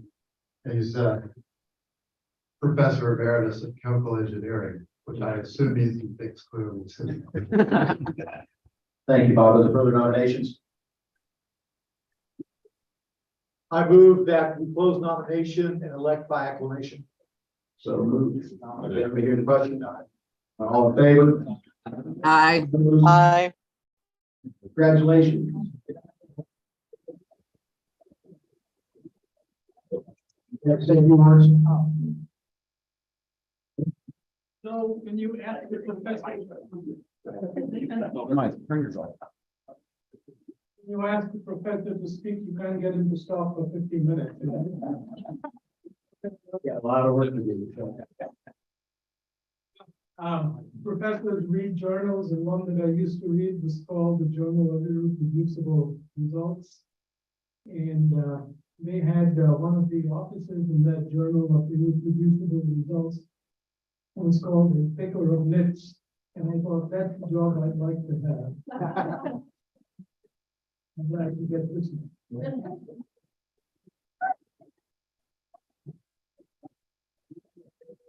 Congratulations, Bobby, on being elected our new nitpicker. Okay, now we're going to move into new business, and this is one of the main reasons why we're here today. We are required by the DNC to pass a delegate selection plan, and this is not the final version of the delegate selection plan. We have a certain timetable we need to meet. Our role today would be to either approve or disapprove of the delegate selection plan. It will then go to the DNC Rules and Bylaws Committee, where they can they can either accept it or they can send it back with some corrections that need to be made. Of course, as we all know, the DNC will be meeting next summer in Chicago. And this is how we will select folks to go to Chicago. So it's very important. And I did have notes on this. Okay. So the West Virginia Democratic Party Affirmative Action Committee was asked to develop the Affirmative Action and Outreach Plan. I thank them for their valuable contributions, all the time that it took to do this. The plan includes representative goals for all of the identified diversity constituencies. The state party, working with the WVSDEC Affirmative Action Committee, will conduct trainings for Democrats throughout the state to inform them on how to participate in their county conventions, the state convention, and how to become a delegate to the national convention. This is an opportunity to build county parties, recruit candidates, recruit volunteers, recruit folks back to our party. We're going to, of course, in 2020, we were unable to have, we didn't have a national convention because of COVID. We haven't had it online. We didn't have an in-person national convention. We were able to have an in-person state convention. And we didn't have our county convention. We're going to be returning to having our county conventions. It is a great way to get people enthused, excited, and working within the party structure again. See, so we asked for, we're going to take up the question of whether or not to approve it. It should have been, it was included in your minutes. It was posted on the website, correct, Ryan? It's, Everybody's had an opportunity to review it. so yes, the DNC requires that we had to have it open for 30 days public comment. It has been open. We did email everyone. We also have to, they have a requirement that it be published on our social media and our websites. And so that closed last night. We did not receive any comments. And so therefore, the summary plan we have is what we've handed out now. The detailed plan is still available on the website. And we look forward to setting it up for the RBC and getting feedback. Thank you. And once again, I want to thank the Affirmative Action Committee for the work that was done on this. It is an inclusive plan. It meets all the requirements that the DNC has put forth and then some. And so I look forward to, if we approve it today, sending it to the DNC Rules and Bylaws Committee and hearing back from them. But we are right on schedule, not a little bit ahead of schedule on this. So thank you very much to those who worked on the plan. And I would also, and there will be time for discussion after. Do you have a question, Stephanie? Or Just a brief question, and I'm just a brief question. Yeah. Does this concern the structure of the caucus groups? It does not. Okay. That would be later when we do the affirmative action plan. This is the delegate selection plan. This is how we choose, how we'll select the delegates to go to the national convention in Chicago. Thank you for the clarification. Thank you. Okay, at this point, I'd entertain a motion to adopt the proposed delegate selection plan. Okay. Lisa Lucas will second. Ben Barkey moved that we adopt the delegate selection plan. Who seconded? Listen. Lisa Lucas from Ritchie County. Seconded. You got that, Christina? Yes. Discussion? All in favor? Aye. Aye. Aye. Aye. Aye. Opposed? That's unanimously. Thank you. And that is available on, is that on the website? It is on the website. It will remain on the website. It will remain on the website. It is available for those. We know everybody already read it, so you won't have to. It's there. It's been there for 30 days. Thank you very much. Next is, under new business is the affirmative action and outreach plan.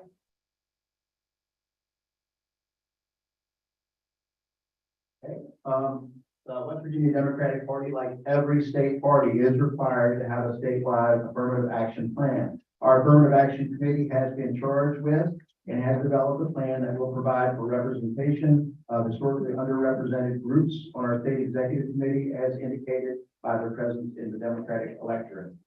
At this point, I would like to ask the co-chair of the Affirmative Action Committee, Dottie Berger, to present the report from the Affirmative Action Committee. We get Dottie Berger a microphone. Well, I've stood up here before, so you know my name is Dottie Berger. Starting in May of 2021, I and many others like me, people whose strange names you wouldn't normally read in the leadership of the party. By the way, a shout out to our secretary who tripped up Dottie Berger. It's beautiful. We began joining and forming diversity caucuses. We elected our leadership and began working on an affirmative action and outreach plan that would provide for representation of historically underrepresented groups as indicated by their presence in the West Virginia Democratic electorate. I was proud to be a part of that process, and now very proud to have been elected as one of the co-chairs of the Affirmative Action Committee. In addition to submitting to you what we believe is a very good and inclusive plan, I want to share with you a resolution that we adopted earlier this week. This resolution details both our process and our success. And if I may, I'd like to read the resolution supporting the West Virginia Democratic Party Affirmative Action Outreach Plan. And it reads as follows. Whereas on December 7th, 1974, the National Democratic Party adopted the National Charter, which mandates that state parties have affirmative action plans to facilitate and to ensure the representation of certain historically underrepresented groups as indicated by their presence in the Democratic electorate. And whereas on July 26, 2020, the West Virginia Democratic State Executive Committee, the WVSDEC, entered into a memorandum of understanding with challengers and the Democratic National Committee, the DNC, that ensure changes in the West Virginia Democratic Party rules that would provide for such an affirmative action plan. And whereas in March 2021, the WVSDEC adopted bylaws that provide for an affirmative action committee, the AAC, which amongst other functions was to develop an affirmative action and outreach plan, the AA plan, to be promptly adopted by the WVSDEC. And whereas diversity caucuses were established, each with 2 co-chairs who serve on the AAC. And whereas on June the 2nd, 2021, the AAC held the first meeting and began a process to develop such affirmative action plan. And whereas throughout the following months, the AAC noticed and held 3 open listening sessions with many Democrats from diverse backgrounds participating. And whereas a survey was developed by the AAC, which was widely distributed to WV Democrats to gather their input, identifying key diversity leaders, resources, and ideas about outreach to each identified diversity group, which resulted in 73 respondents from 33 counties that self-identified as 4.1% Asian American Pacific Islander, 12.3% Black, 6.8% Latin Hispanic, 21.9% LGBTQ+, 2.7% Native American Indigenous, 31.5% individuals with disabilities, 69.9% women, 9.6% youth, that is through the age of 35. And whereas following public notice on August the 22nd, 2021, a 4.5-hour AAC planning retreat open to all diversity caucus members was held with extensive efforts to ensure participation from each diversity group. And whereas diversity caucuses were encouraged to identify goals and objectives for outreach to their specific diversity constituencies to be included in the AA plan. And whereas each diversity caucus co-chair had access to the draft AA plan prior to adoption and encouraged to gather input from their caucus. And whereas on October 25th, 2021, the AA plan was adopted unanimously by the AAC. And whereas on September 7th, 2021, the AA plan was sent to the chair of the WVSDEC with a request that it be submitted to the WVSDEC for approval at its next meeting. And whereas the WVSDEC did not take up or otherwise consider the proposed AA plan at that meeting, and whereas the draft AA plan includes language whereby any recognized diversity caucus can update the goals and strategies for their diversity group, and importantly, each caucus is encouraged to continually update their outreach efforts. And whereas, even though the AA plan has not yet been formally adopted by the WVSDEC, the WVSDEC is the most diverse that it has ever been. And with over half of the diversity groups now having representation on the WVSDEC as indicated by their participation in the Democratic electorate.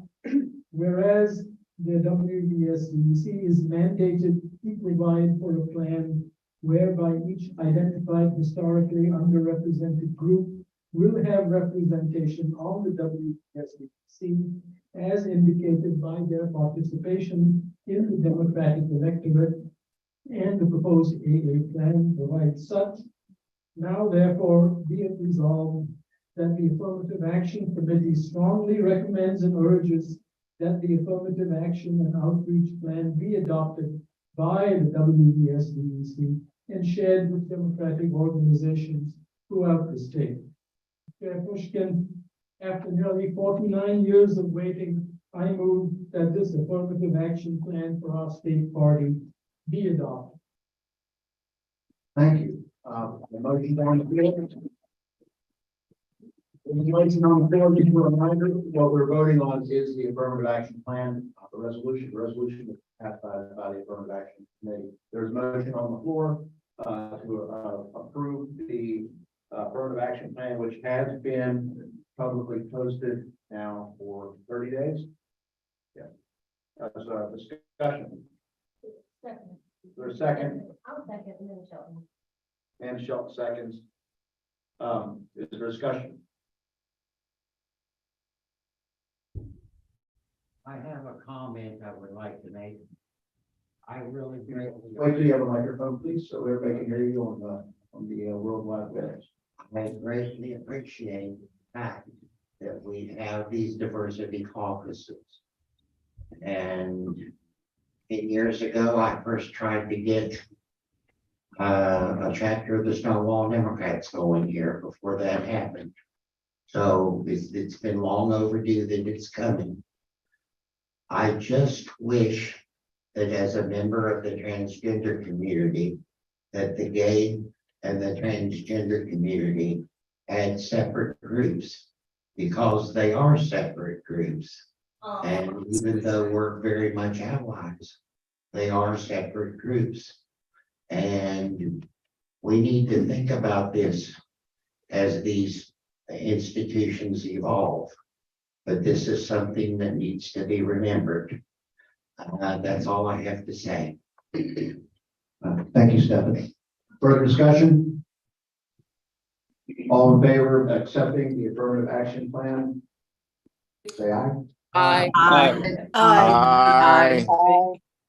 Aye. Aye. Aye. Takes a long time to get all those ayes. We unanimously, thank you.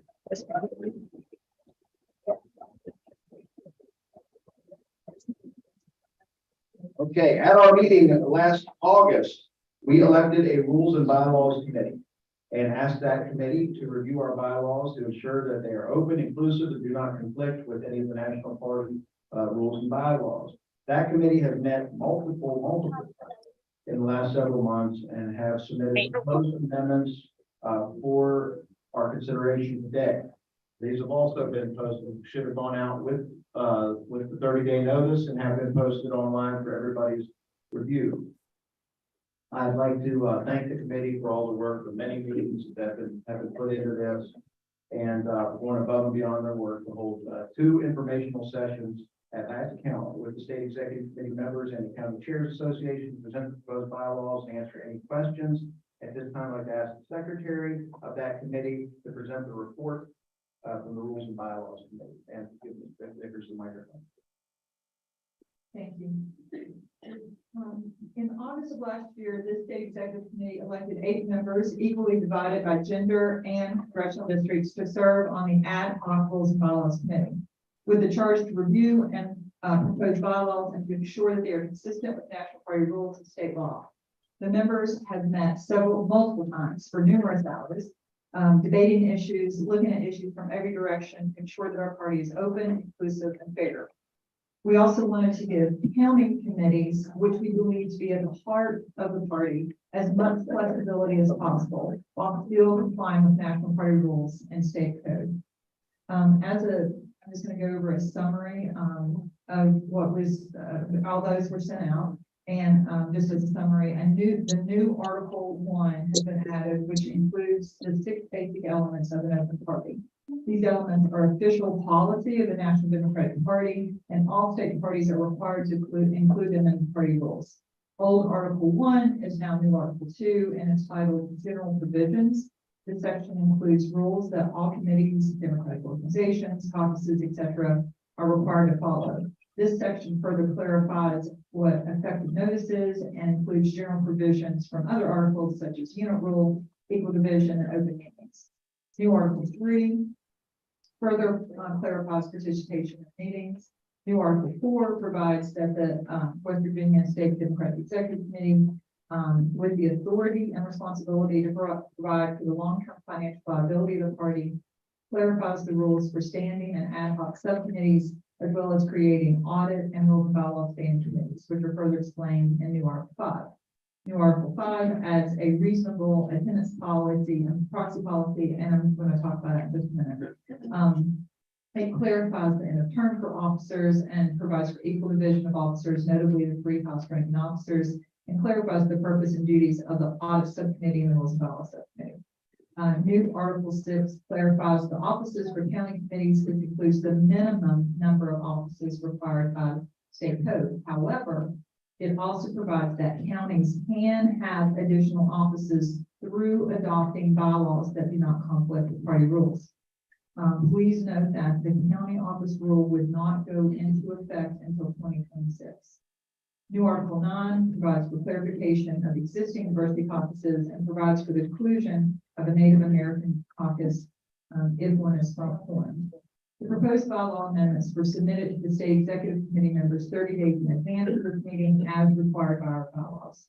Additionally, we held 2 public informational sessions for stakeholders such as the state executive committee members, county chairs, and diversity caucus co-chairs to review the proposed amendments and to answer questions that stakeholders may have. Even with our care to detail and having a lawyer on our committee, we discovered Thursday night, 2 days ago, that 2 sections of our proposed amendments are in conflict with state law, and therefore those 2 sections need to go back to the committee for further work. We did not have time to call a meeting. However, every member of the committee is aware of the need for further work on those 2 sections and supports striking them from the overall proposal. In a moment, I will move the adoption of the proposed bylaws and then immediately move to strike those 2 sections from consideration. The 2 sections are the attendance and proxy section and the officer section. I urge the committee to approve the amendment, striking those 2 sections from consideration, and then approve the proposed bylaws as amended. So I'm going to make 2, I'll make 2 motions back to back. Chair Pushkin, I move the adoption of the proposed bylaw amendments to allow the subcommittee and to allow the subcommittee secretary to make non-substantive editing and formatting corrections. Okay, I've heard the motion. Is there a second? A second. Okay, a second. Ms. Cardwell. And I move to amend. I further move to amend this motion to strike proposed Article 5, Section 3 and Section 6, and urge the adoption of the remaining proposed amendments. Okay, for clarification, the proposed amendment would strike the attendance policy Proxy in the proxy policy. and the officers, section. Everybody understand what we're voting on right now? It's an amendment to the rules and bylaws proposals. Sure. I want to the microphone. I know people are online and it's on YouTube, so we have to do it all on my. I want to support what Ms. Vickers and stuff. We spent a lot of time on. Is it on? Yes, yeah. I want to support what Ms. Vickers has proposed. We spent a lot of time. We learned just the last minute that there are a couple things that need to be changed. And I just want to make sure I understand that this will be with respect to those 2 sections or so. Right behind me. Oh, there you are. This will be the current bylaws in effect with respect to those 2 sections. Yeah. So the question is, without amending, if the amendment is passed and those two sections are taken out of the proposed of what's proposed, then it would go back to what we have now until it's changed further. And who else had their hand up? Ben Barkey has his hand up. I have a point of one. Yes.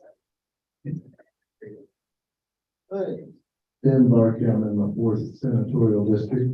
I had a question about the county committees. It looks like the proposed bylaw removes the vice president from the county committees. And I will be opposed to that one thing, so I don't want to sink the entire proposal. I don't know if there's a way to ferret that out and vote on it separately, but I do have a great concern about removing the vice chairs of the committees. Well, I don't believe that if that was amendment was to be offered, it would not conflict with the amendment that we're voting on right now. But the question right now is the proposed amendment to remove 2 or 3 sections. 2 sections in regards to the attendance policy and the proxy policy. Until we get more clarification on a court ruling that was, I guess, Cornelius versus everybody might be the name of the case, but where he was removed as a county chair. He's an elected member of the body, but that's what why those were removed, because there was a court ruling here in Kanawha County about the removal of elected, elected executive board members. Yes. Hi, Tammy Offit. I am currently the interim president of the County Chair Association. I just wanted to clarify, the removal of the vice chair does not mean that you cannot have a vice chair. It just means that you need to put it into your county bylaws. And we have gone over this with Selena on multiple occasions.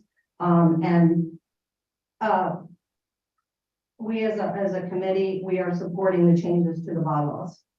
As which committee? County Chair Association. And you're the acting chair of the county chair. Thank you. Danielle, You answered my question. Barbara. I know the county chairs, discussed it, voted on it, and it's the same night as my regular meeting, so I'm not able to participate. But I am concerned about that at this time, and I know the vision says that you can change your county bylaws and then you can have these. We also have, you're making it more complicated for people to stay involved. Right now, my county chair is invaluable. I couldn't operate the county committee without him. And that's true of many of us. You know, we rely on each other. And I think the more people who have absolutely elected responsibility on that committee, the more involved they are and the more apt they are to stay involved. I think that's a mistake. Okay, I just want to remind the body that we are voting on an amendment right now, that it does not have anything to do with the county vice chair. So the question, unless if you have your hand up right now and you want to talk about the county vice chair, just hold that until after this amendment is dealt with. The amendment is about, the proposed amendment is about removing the 2 sections, so we're in compliance with the court ruling out of Kanawha County. Are they just, tell me again, which 2 sections are we removing? Take a microphone over.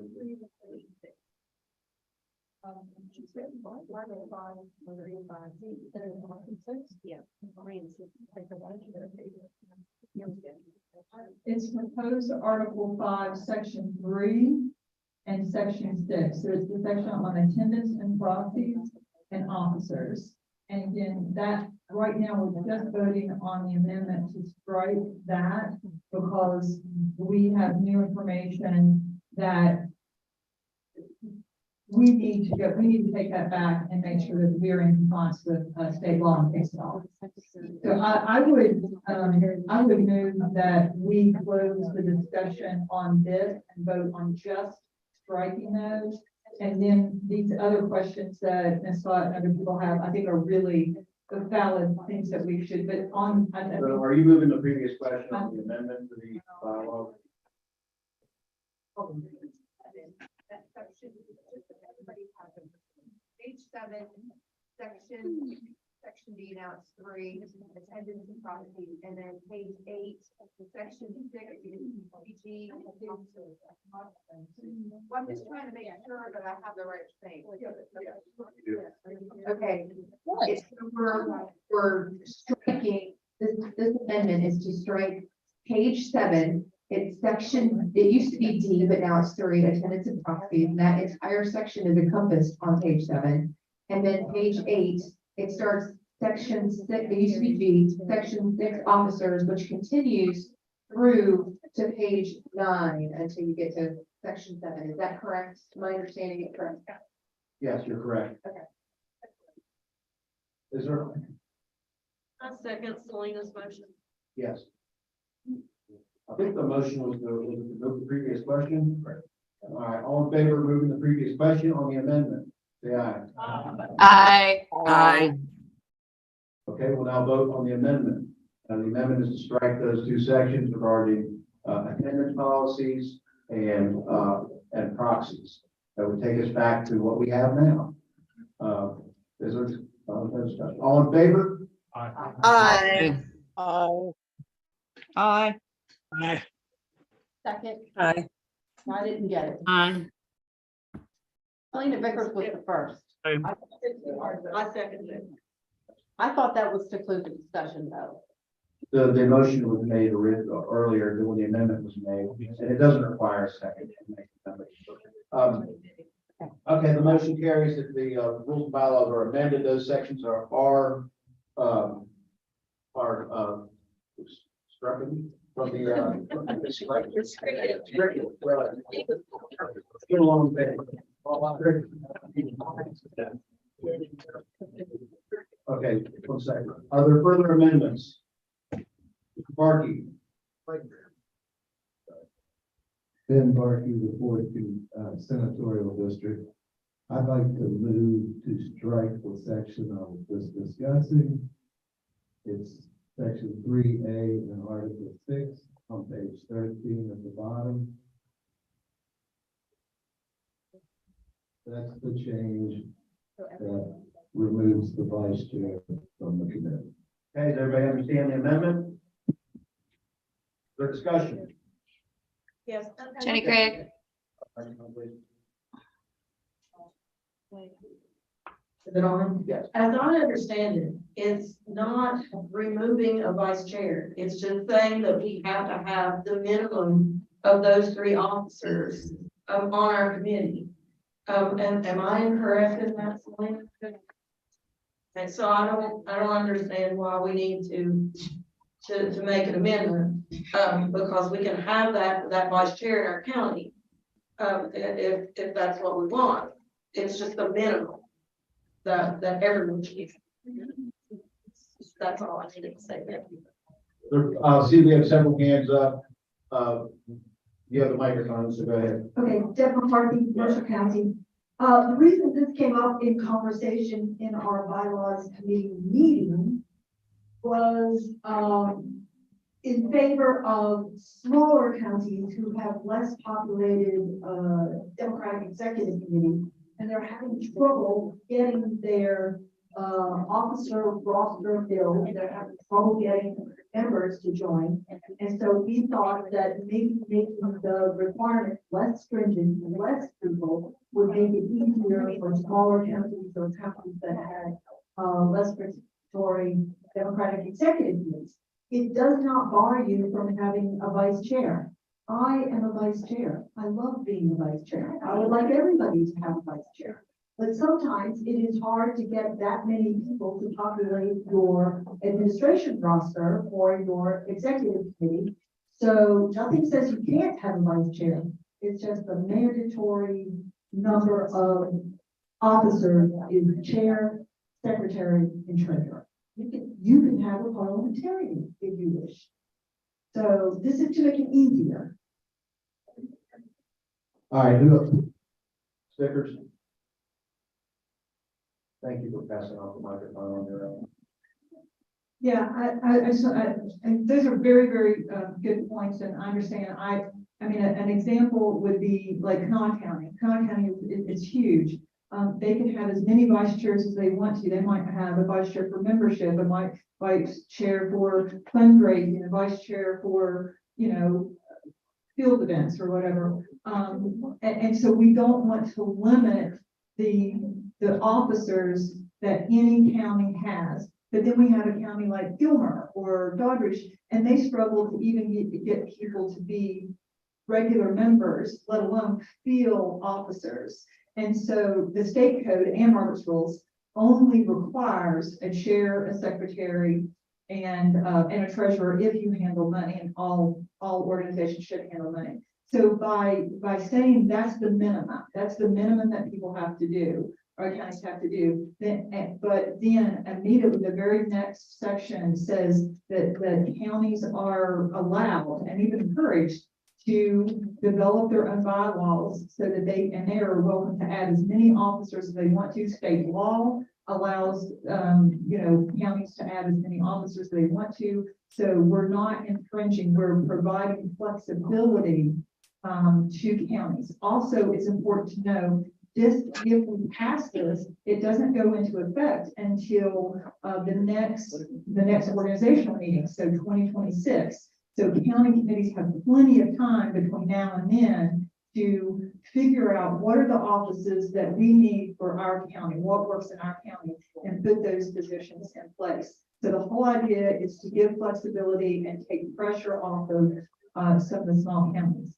Another thing to keep in mind that happens is that if you have a chair and a vice chair, and the way it had been set up before is there is equal division, right? There have to be different gender of male and female. If your chair resigns and your vice chair doesn't want to run for that limits who you can have run for chair, because it has to be of a different gender. So again, we will try to be very, very intentional to provide flexibility to county committees so they can have the committee they want to, but not be pressured to fill seats that they can't fill. Thank you. Hand the microphone to Floyd, please. The question is on the proposed amendment, and I will remind the body, not to pressure anybody, we have this room for another half hour. We still have the rest of the agenda to get to. I'll say this, as it pertains to my own situation in Mason County. It says, county committees shall elect the following officers: chair, secretary, treasurer. In the event the chair is not present, the secretary will serve as chair pro tem. In my case, the secretary is a female.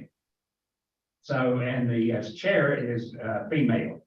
So if you move the secretary up to the chair, that conflicts with the other rules that they have to be of different genders. So I don't understand. I really don't understand why this language needs to be in here. I don't think it, contrary to what some people say, I don't think it accomplishes anything. And not if I look at it from my point of view, and it would throw a monkey wrench in our committee in Mason County because of the difference in the chair and the secretary being of the same gender. Thank you, Floyd. Who else had their hand up? Jacob.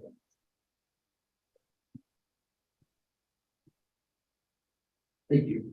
I just have a question. It says all offices shall be equally divided related to gender. What about a county that has an odd number of officers, like in all counties? Okay, so. Yes. Yeah. And the microphone back, please. Thank you, Jason. I think, Jake, that's a very good question. Equal division is a term that is, it's in the Democratic Party bylaws, and it's also written somewhere in these bylaws. Equal division means equal division between gender, male and female, with a difference of no more than one. So in an event of an odd number, you could have like 5 males, 4 females. That is equal division because there's only a difference of one. In the event that somebody is non-binary, they are not counted as either male or female. Think that helpful? Thank you. The amendment on the floor is whether or not to remove the section regarding the vice chairs of the county. That's we keep the conversation or the discussion on that. And Chase. I don't have anything wrong with the figures. Argument or anything. My question is, what if the county does not have bylaws? Like, that's when I have more work for the county. Like, that's the only issue that I have about it, because if we're a small, Boone County, for example, is really small, but we do have a chair and vice chair. So what if the, you know, if we have a vice chair, how do we work that into something if we don't have a bylaw, our own bylaw? Sure. Thank you, Dave. That's a really good question. So again, this part would not go into effect until 2026. So what I think Tammy and the County Chairs Association are wanting to do with each of the counties is to offer resources and assistance. I think they're putting together a template of bylaws. Of course, it's completely up to counties what they want to do, but they're encouraging counties to have supplemental bylaws. And so they would have plenty of time to do that. And I want to be very, very clear that if anybody has a vice chair or a second or third vice chair right now, it does not affect them whatsoever. They can continue to serve throughout their term, and this would take an effect until 2026. I understood that. Okay. Does anybody, that answer? I'm sorry, I've neglected those online. Are there any questions on Zoom? That's Jenny Craig. Hey, Jenny. In the interest of time, I would just like to sort of reiterate what Selena had said, that this does not bar counties from not having a vice chair, but instead offers them autonomy and flexibility to craft their committees however they see fit and they see necessary to serve the function of their role in their county. But I also I moved to call the question so that we can move along. I know we have lots more items on the agenda today, and we only have about a half an hour to accomplish those business items. Thank you. Questions been called on as whether or not to vote on the amendment to the bylaws. Melissa Lucas seconds that motion. As the one who offered the amendment, or does that get quashed by the call for the question?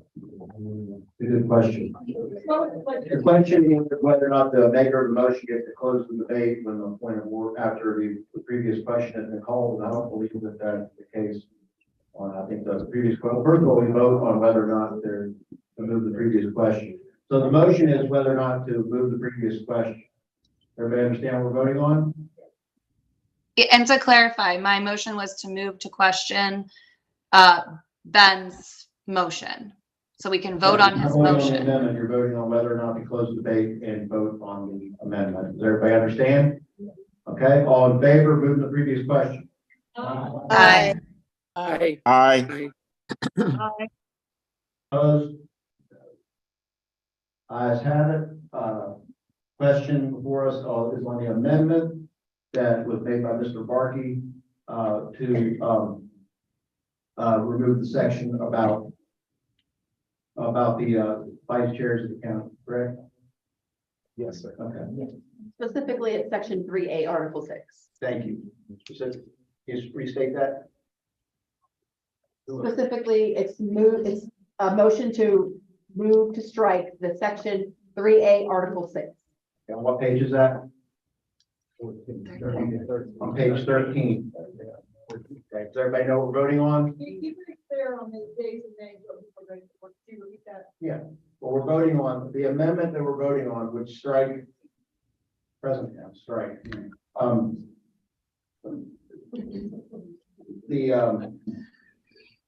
Looking for it. On page 13 about the vice chairs of the county, we're voting on whether or not the amendment that was offered by Mr. Gordon was to strike that section. Does everybody know what we're voting on? Jacob. So are we voting to strike all of just section A, of this, just officers? It's to strike the proposed changes to the section. Okay. So changes to section A. Yeah, that would actually be subletter B. All in favor? Aye. Aye. Aye. Aye. Nay. Nay. Nay. Roll call. Those appear to have it. Roll call has been asked for. Is the roll call sustained? Raise your hand to be support roll call. You can't do that. We don't have the way to spell. You want to do it by ballot? By ballot? How quickly you can get through the roll call? I think it's the ballots are faster. You found it? They roll, I mean. Okay.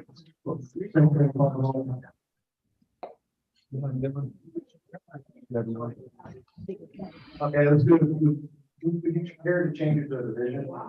That's fine. Okay, we're gonna hear the motion for the roll call as asked for division. That means we'll be a show of hands. All in favor of the amendment, please raise one hand. Yes. Removing it, right?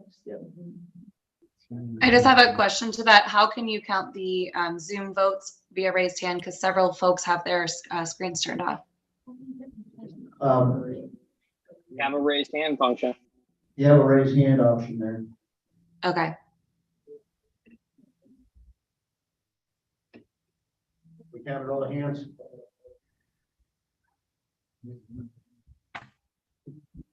Bonnie's arms tired, so all opposed? There's more. I'm gonna go ahead and make the same call maybe before motion failed. We're now back to the original motion on the amendments. Point of information, would like to discuss the removal of county officer by executive committee, which is sections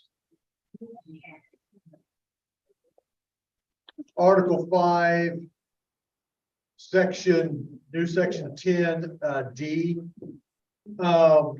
It states here that for the removal of a county officer, and specifically the issue that I would like to discuss is, so basically it says here as written, two state Democratic executive committee members can request the removal of another county's officers. And where is that? Bottom of page 12. Point of order. Yes. Please enter a microphone.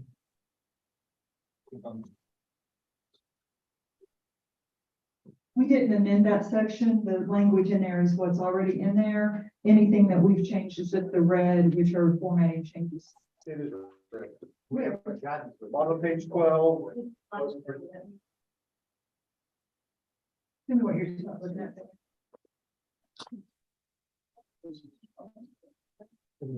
Yeah, but that's just a formatting. Go to the formatting. Yeah. Okay, then I would like to make a motion that we change the discuss section from West Virginia State Democratic Executive Committee to that county's committee. I just don't think that it's our role to be removing other counties' officers. Does everybody understand the amendment? Can you restate the amendment? The amendment is it's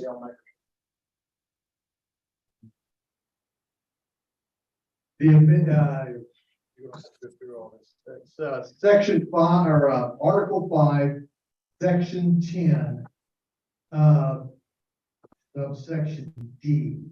The word I make the motion to strike WVSDEC and to replace that with the county committee.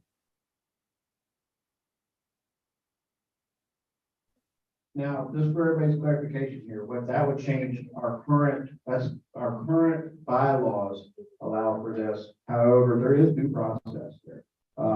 It shall be initiated by the filing of an affidavit with the resident secretary by 2 or more members of the state executive committee stating good cause therefore removal shall be effective only upon an affirmative vote of at least 3/5 of the voting members of the state executive committee. I guess we were changing this from state executive committee to that, to the county committee in question, correct?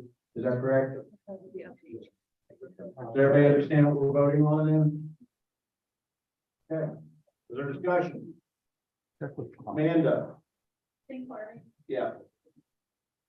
How much will this conflict with other areas of this, bylaw?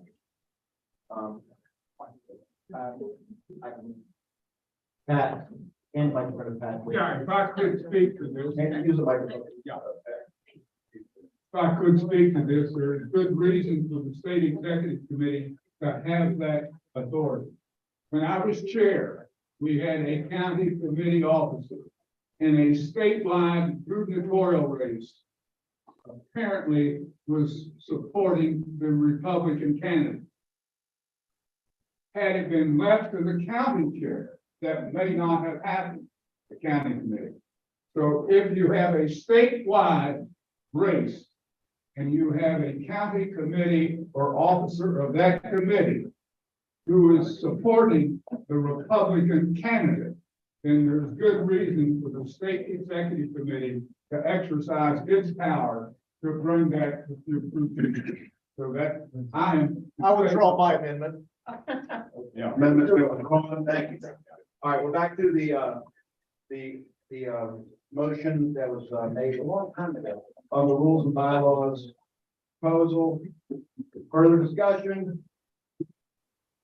All in favor of the motion, please say aye. Aye. Aye. Aye. No. Motion passed, motion carries, and the bylaw amendments have, as amended, passed.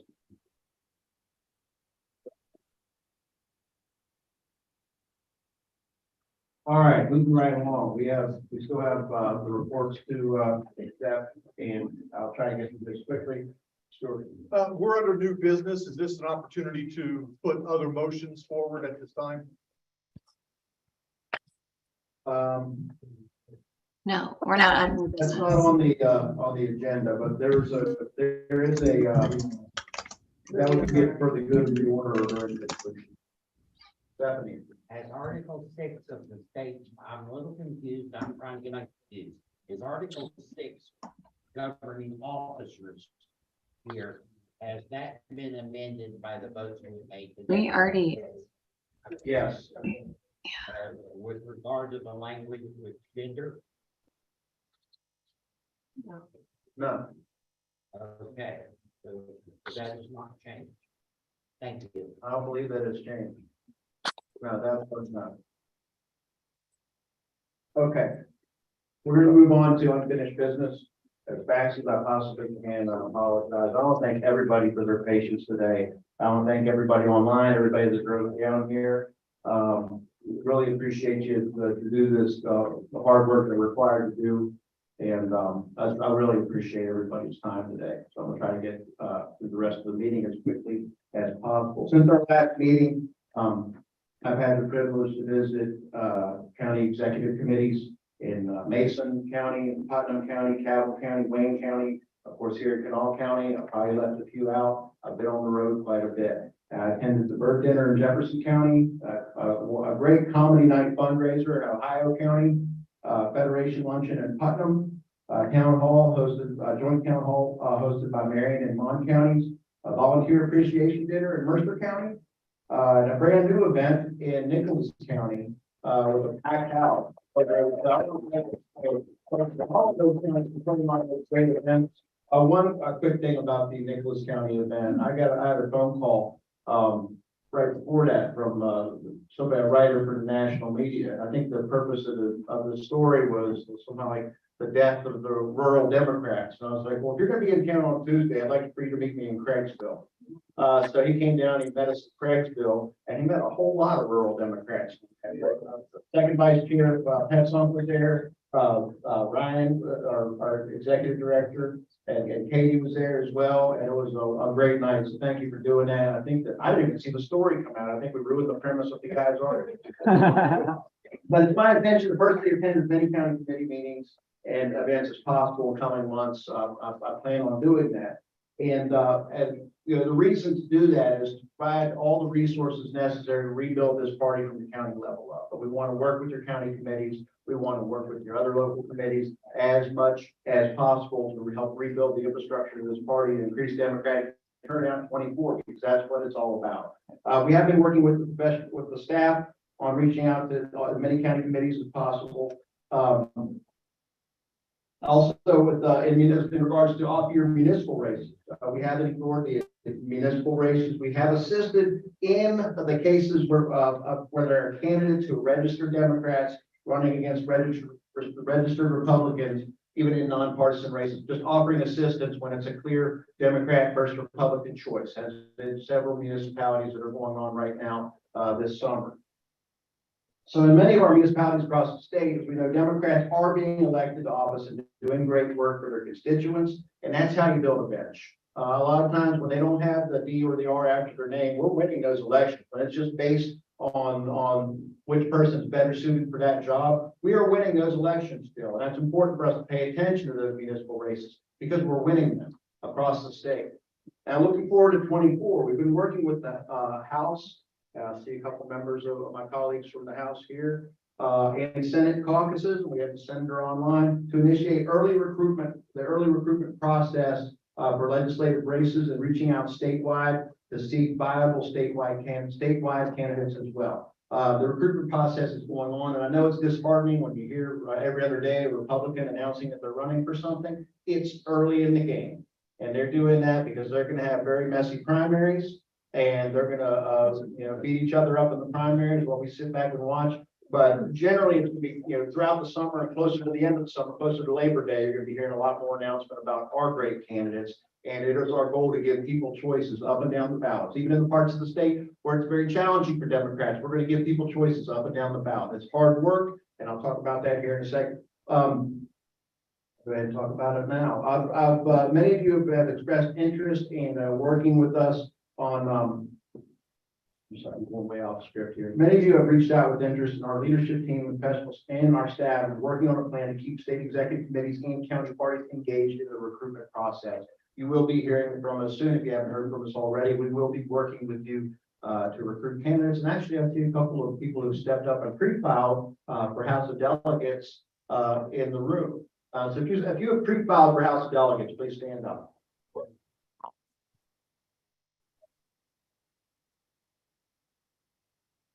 We're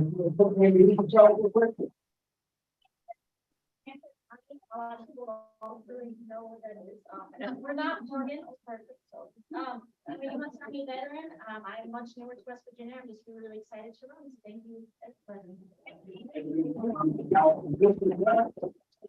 88 district, Lieutenant. I'm Deputy Lieutenant, and I'm running for the 7th district, and I'm from Wetzel County.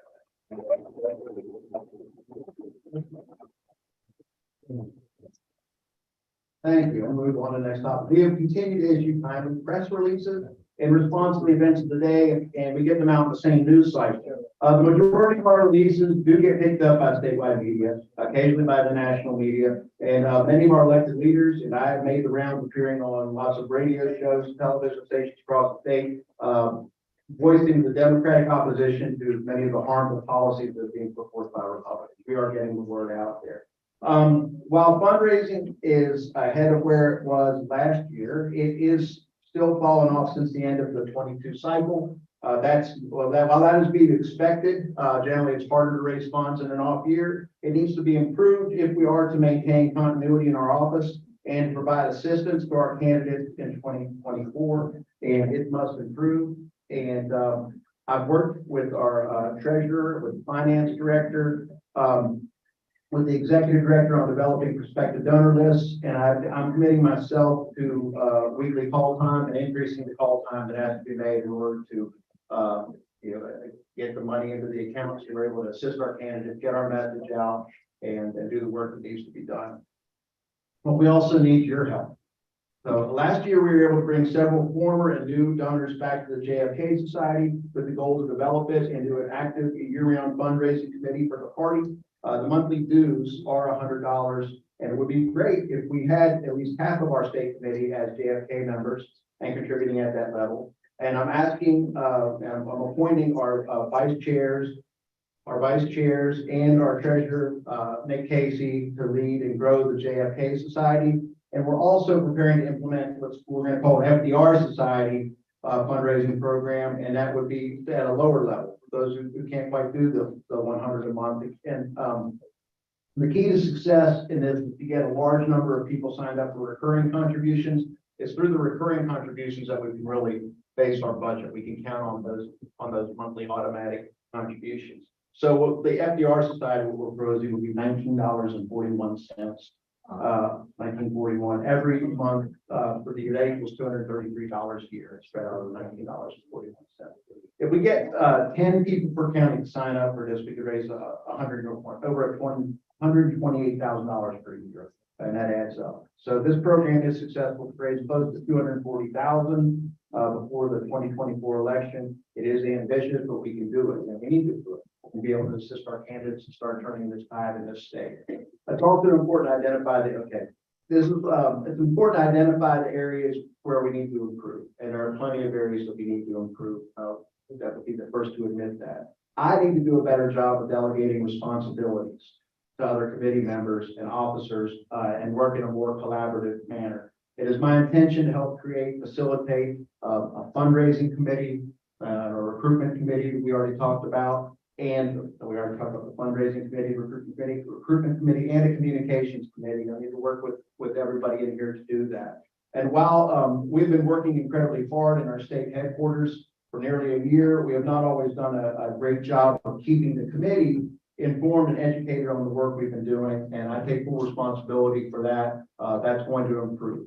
So after a very productive meeting with one of my committee members from the 8th Senatorial District, who's sitting right back there by Cody, say her name. What we're going to plan to do is hold a retreat in the near future, and it won't be here in Charleston, and it will be without a set agenda, and it will be with a neutral facilitator. So everybody's voices can be equally heard, and we can discuss how we're going to move forward as a party with everybody being heard. So I look forward to us announcing the time and place. And it's not an official meeting of the West Virginia State Democratic Executive Committee, but it will be intended to build teamwork in order to improve internal communication and promote unity amongst those who have stepped up to help rebuild our party. And we will be open for suggestions as the time and place that's best suited for everybody on the committee.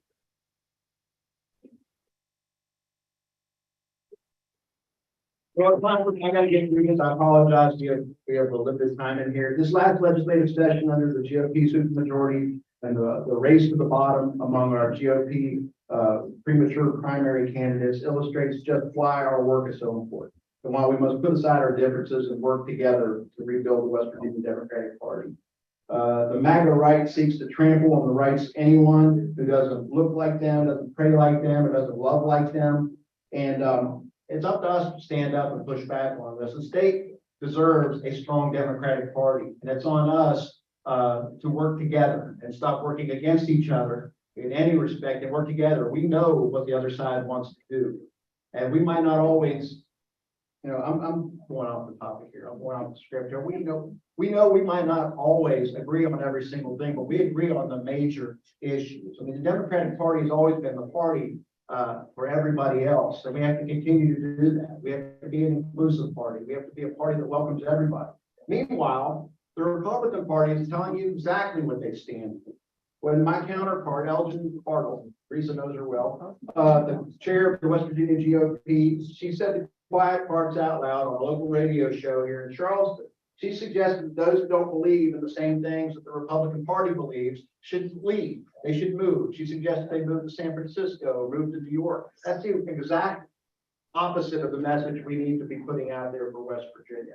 We need to be a state that welcomes everybody. We are hemorrhaging people. We have workforce issues in West Virginia, in the private sector and in the public sector. And we need, for the sake of the state, we need to be as all inviting and all inclusive as possible. That's what the Democratic Party has always stood for. So we need to continue to be the party that accepts everyone, party that fights for the most vulnerable members of our society, seniors, veterans, children, people with disabilities, religious minorities, racial minorities, and LGBTQ.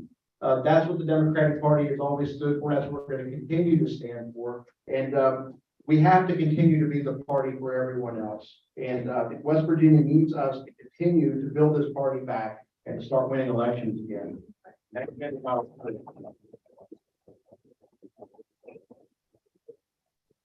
think now would be the time I have the motion to accept the report. So moved. Thank you. Second. All in favor? Thank you. I'm gonna move on to the vice, you got some time, Vice Chair's report. Sam, Go ahead.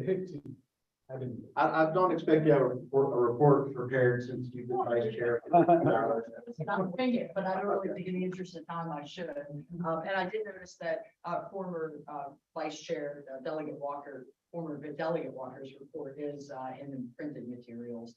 But I wouldn't have anything to add to that unless someone had a question. Thank you.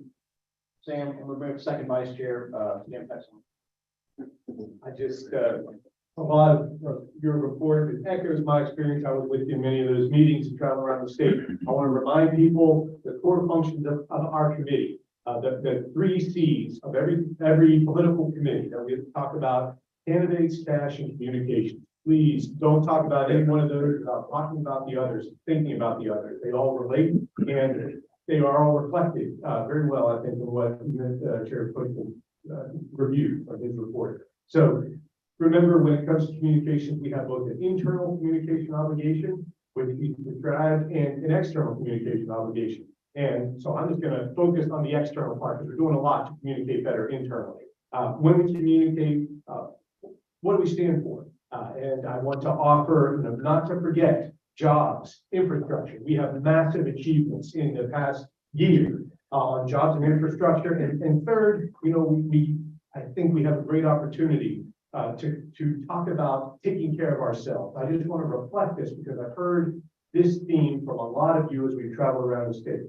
We stand for jobs and infrastructure. We brought billions of dollars in infrastructure, new industrial policy, new factories, steel mills, bus and boat plants and everything else. We should be talking about the thousands of good union, high-paying jobs there that our party has delivered in the past year. But when it comes to taking care of ourselves, what does that mean? It means daycare, it means elder care, it means recovery care, disability care, health care. Many of you know about these things. Many of you have spoken with me about these values that we provide to our state. We can't work, we can't create jobs. Nobody's taking care of our families. And the people who provide that care, daycare, elder care, recovery care for people recovering from long-term substance use disorder, those people are among the most trusted members of our communities. They are in our communities because Democratic dollars have put them there, have sustained them there in the face of Republican efforts to defund and destroy these essential trusted workers. And so Republicans are recruiting candidates to run for office who are employed in nonprofit community health centers around our state. It's crazy running on a platform to defund their own employer. I mean, those are very important people in our communities. And I think a lot of you have come to me and said, let's elevate those voices. We are the ones who are bringing the most trusted people into the lives of West Virginians. Those people have an important voice in public discourse in our party, and I'd love to see more of them. I think a lot of us would love to see more of those types of workers active in the party, active in running for office, and we all agree about that. And so I wanted to echo that back to you all. Daycare, elder care, recovery care, disability care, in addition to the jobs and infrastructure bill, which is game changing, and we need to be sure to take credit for all of those wonderful jobs. Please talk about these other items and look for those voices to lead within our party and within our government. So thank you all.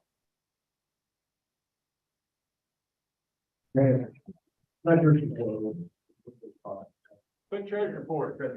We have $19,267 in hand. You have in your records the information we spent since the first of the year. We've received all contributions, $135,344.33, and we have spent $101,467.22. How do you spend more than you bring in? We reduce our cash balance, spend money. Okay, we receive about $15,000 a month from the national. The national committee doesn't always agree with things West Virginians agree with, but let me tell you, they fund us more than we fund ourselves. We used to get great, wonderful funding from our congressional. We have one left. Not everybody's in his fan club. The only place we can get congressional money, which is big money, is from the congressional we have left. Just so you know that, when you talk about money. Here's how you give money. Go to Act Blue and tell them you'll send me $100 a month. Or go to Act Blue and tell them to send me $10 a month. You don't have to do any more. Should you run a credit card, you can pay it off. If it gets too much, we'll refund it to you if you make a mistake and contribute to it. We're not too worried about that. But for all y'all, take a look at the detail of who are the people or individuals that gave us $135,000 plus. That's the first year. You go on the Federal Elections Commission report and the Secretary of State's report for the West Virginia Democratic Executive Committee. The FEC report is filed monthly. It will show you all the monthly contributions. It also shows you all the monthly expenditures. Remember, we have two accounts, federal account, state account. We run as much as possible through the federal account. That is more than half of our transactions are there. Then you can go look at the Secretary of State's webpage, the West Virginia Democratic Executive Committee. It is not filed monthly, it's filed on a little different cycle. And it will tell you all the funds that go into the state account, who gave them. It'll tell you all the expenditures that came out of the state account, where they went. Those together are like looking at our checkbook. You can see everything that was spent and the purpose of it. If that's not enough, give me a call, or Bridget. Bridget takes care of these numbers. She keeps me well posted on where it is. Call over there and we'll do it. I want to send a thank you out. One time we had a contribution. I think we had it listed at 50 or 500. It was there. Somebody gave us a call and said, hey, we think this might be an issue. We filed them in, we fix it. So again, it's all there. It's so totally transparent. You just have to know how to look at it. FEC, federal, very clear. West Virginia Secretary of State, you can track every disc to the penny that's in there. But the big issue is you can't run a campaign on state level, having been there as a chair, on $19,672 balance. You can't run a county on $19,672. If everybody in this room is smiling at me right now, will send me $100. Spread over 12 months. Send me $1,200. Spread over 12 months. Just send money. Thank you.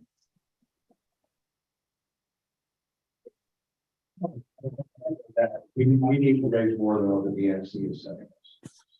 That's just imperative and do that. And so once again, there will be subcommittees for fundraising. There will be subcommittees on communication. And there will be subcommittees on candidate recruitment. The 3 C's that the second vice chair was talking about, we're going to have separate subcommittees of people in this room on those 3 issues. Now for the staff report.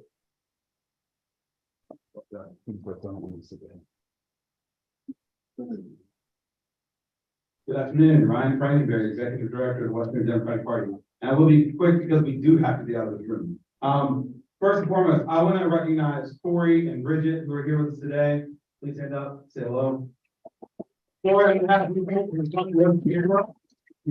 I want to first start off with our internship project. And I want to just highlight, we're not going to go over because we don't have time, but if the interns that are here with us could stand up.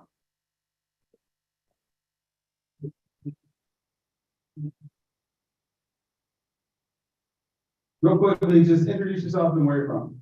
Hi, my name's Lydia.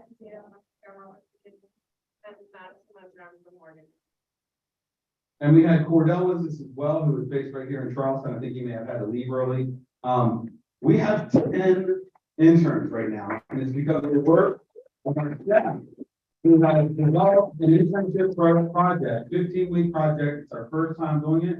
We've got them all over the state, and the whole point is to get them politically educated, activated, supporting our county and our state committee members so that we can start working to rebuild this party. Real quick, we did an activist training with our counties earlier this year to try to help jumpstart that stuff. Contested race, we tried that. We started it last fall. That was a municipal candidate recruitment process.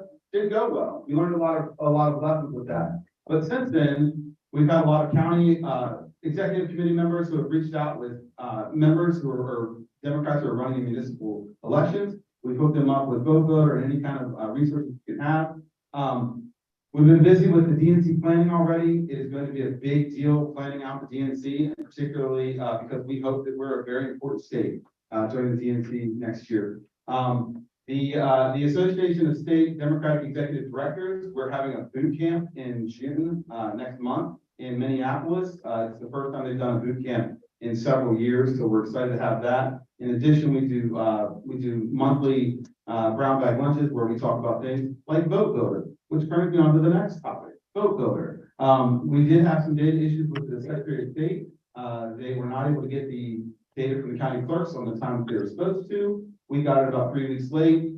We've also been having trouble getting data from them on the voter registration updates and new ones. That has been fixed as of April 23rd. They've told us, and we have gotten that data and it is going in. We've been implementing best data and security practices. We have a goal to get as many DEC members using the tools and making our data valuable. That includes state executive committee members and county executive committee members. We have a goal to get as many committee members as possible using Vote Voter, which has not been done in the past. Beginning on Monday, our website will have a dedicated Vote Voter page with policies, access forms, etc. And I want to give a big shout out to Barb Scott from the Northern Panhandle, representing the Northern Panhandle counties, for reaching out and coming up with a great plan to have the 6 counties, Hancock, Brooke, Ohio, Marshall, Wetzel, and Tyler, coming together so that we can do a mass training and get as many of their committee members on Vote Voter as possible. And we want to do that everywhere. So be on the lookout and reach out to them. And finally, the website. We have been updating it, but I do want to update you that we went through several pitches from different web bidders and folks. A lot of it we got from different states that we work with. But we have contracted with a group called Change Digital. It is a woman-owned, minority-owned organization. And the beauty about their websites is that they provide an amazing template for Democrats so that we can get our executive committees that they want a page, our state, legislative, county, local, anybody that wants a page, we will be able to connect them with this. And it's a very affordable situation. And through our page, we can give our own counties pages. So it's going to be exciting. And we hope to have that up within the next month. Anything else? When are we gonna, the county chair is gonna have access to the van system? Like I said, on Monday, we're going to have it up there and we'll get it out to you. Okay, thank you. Mr. Chairman, I have a question. Yes. I appreciate the report about Vote Builder, but I hope that either the executive director or you as the chair can shed some light on the information sent to committee members that favors were granted to certain county chairs to maintain their access while it was taken away from others. I think that's very concerning. And I think as county chairs, we need some assurance that that either wasn't the case, or if there was some policy in place we were not aware of, that it be shared in the future. Thank you, Lee. Yeah, thanks, Lee. Lee is the chair of Jefferson County, by the way, just for information. That information is not completely accurate. What happened, and we have shared this with folks, is that the policy is that with Vote Builder, it is a one election cycle policy. Every user voter agreement says that at the end of an election cycle, Vote Voter does come down. That did happen. Although we had a lot of users that didn't have the end date program, which is what is supposed to happen. So we had to go through and do that. Additionally, we offered to our elected officials who are still in the legislature to have access during the legislature. And we also offered to anyone who reached out to us with a plan, and we got them back to access. So that's what that is. Thank you. Thanks, Lee. I guess we've moved on to the good of the order. I'd like to make a motion that within 30 days, the state executive committee holds an executive session to discuss the finances of the organization. If we're having to go find stuff, we're failing. We are failing. We have a fiduciary responsibility for all the money coming in, and we have no idea where it's going. We have the where, we know where it's going. We don't have any why. Not a soul in here knows why. Call me as the solution, negative. Motion that within the next 30 days, we'll have an executive session to discuss finances in detail. Okay. We are required by federal law to report all that, so we do know why, where. You know why. Mhm. I don't know why. Do you know why? You know why? $32,000. Anybody here know where that is going for the county committees? I'm not getting it Raleigh. You getting it in Boone? 30-day, that's the motion. There's a motion on the floor that in 30 days, we have another meeting in regards to finance. Discussion? All in favor? Aye. Aye. Aye. Opposed? No. Ayes have it. Motion carries. Okay, we are running up against the time here. We have to, real quick, with something for the good of the order, get it out quick. You wanted this next meeting to be in person instead of having Zoom. You mentioned that earlier. Are you still putting it that way? Yes. Next question. Jason. For the good of the order, I just want to bring attention and recognize William Bean from Hardy County. He passed away on April 20th. He's a longtime county chair of Hardy County in my district, District 14. And I believe he also served on this committee years ago. Great guy, great Democrat, and will be so missed by all of us in the coming ballot. And I just wanted to bring attention and recognize. Thank you. I appreciate you doing that. Thank you very much. I also just wanted to recognize also that somebody who's helped out in Greenbrier County and was a speaker at the Federation dinner this past fall. Adrian Diesmeyer. She lost her father recently, so our thoughts and prayers are with her. With her father, was the late Harry Bell, and she's been very helpful for our party in the state. One more question. For the good of the order, I'd like to remind everybody about county offices. Mike mentioned municipal offices. Every assessor, prosecutor, and sheriff will be on the ballot in 2024. No, not the clerks. And the one commissioner from each county. I did a little check this morning. We have only 3 counties left where all 3 commissioners are Democrats, and those are Clay, Marshall, and Wetzel. Yeah, Northern Panhandle. But those are full-time jobs, commissioners, part-time jobs, it pays well, and you still have other employment. Please feel free to call me if you're recruiting somebody and they want more information. Thank you. Motion to adjourn. All in favor? Let's stick around here. We gotta get out of this. Want these blank ballots?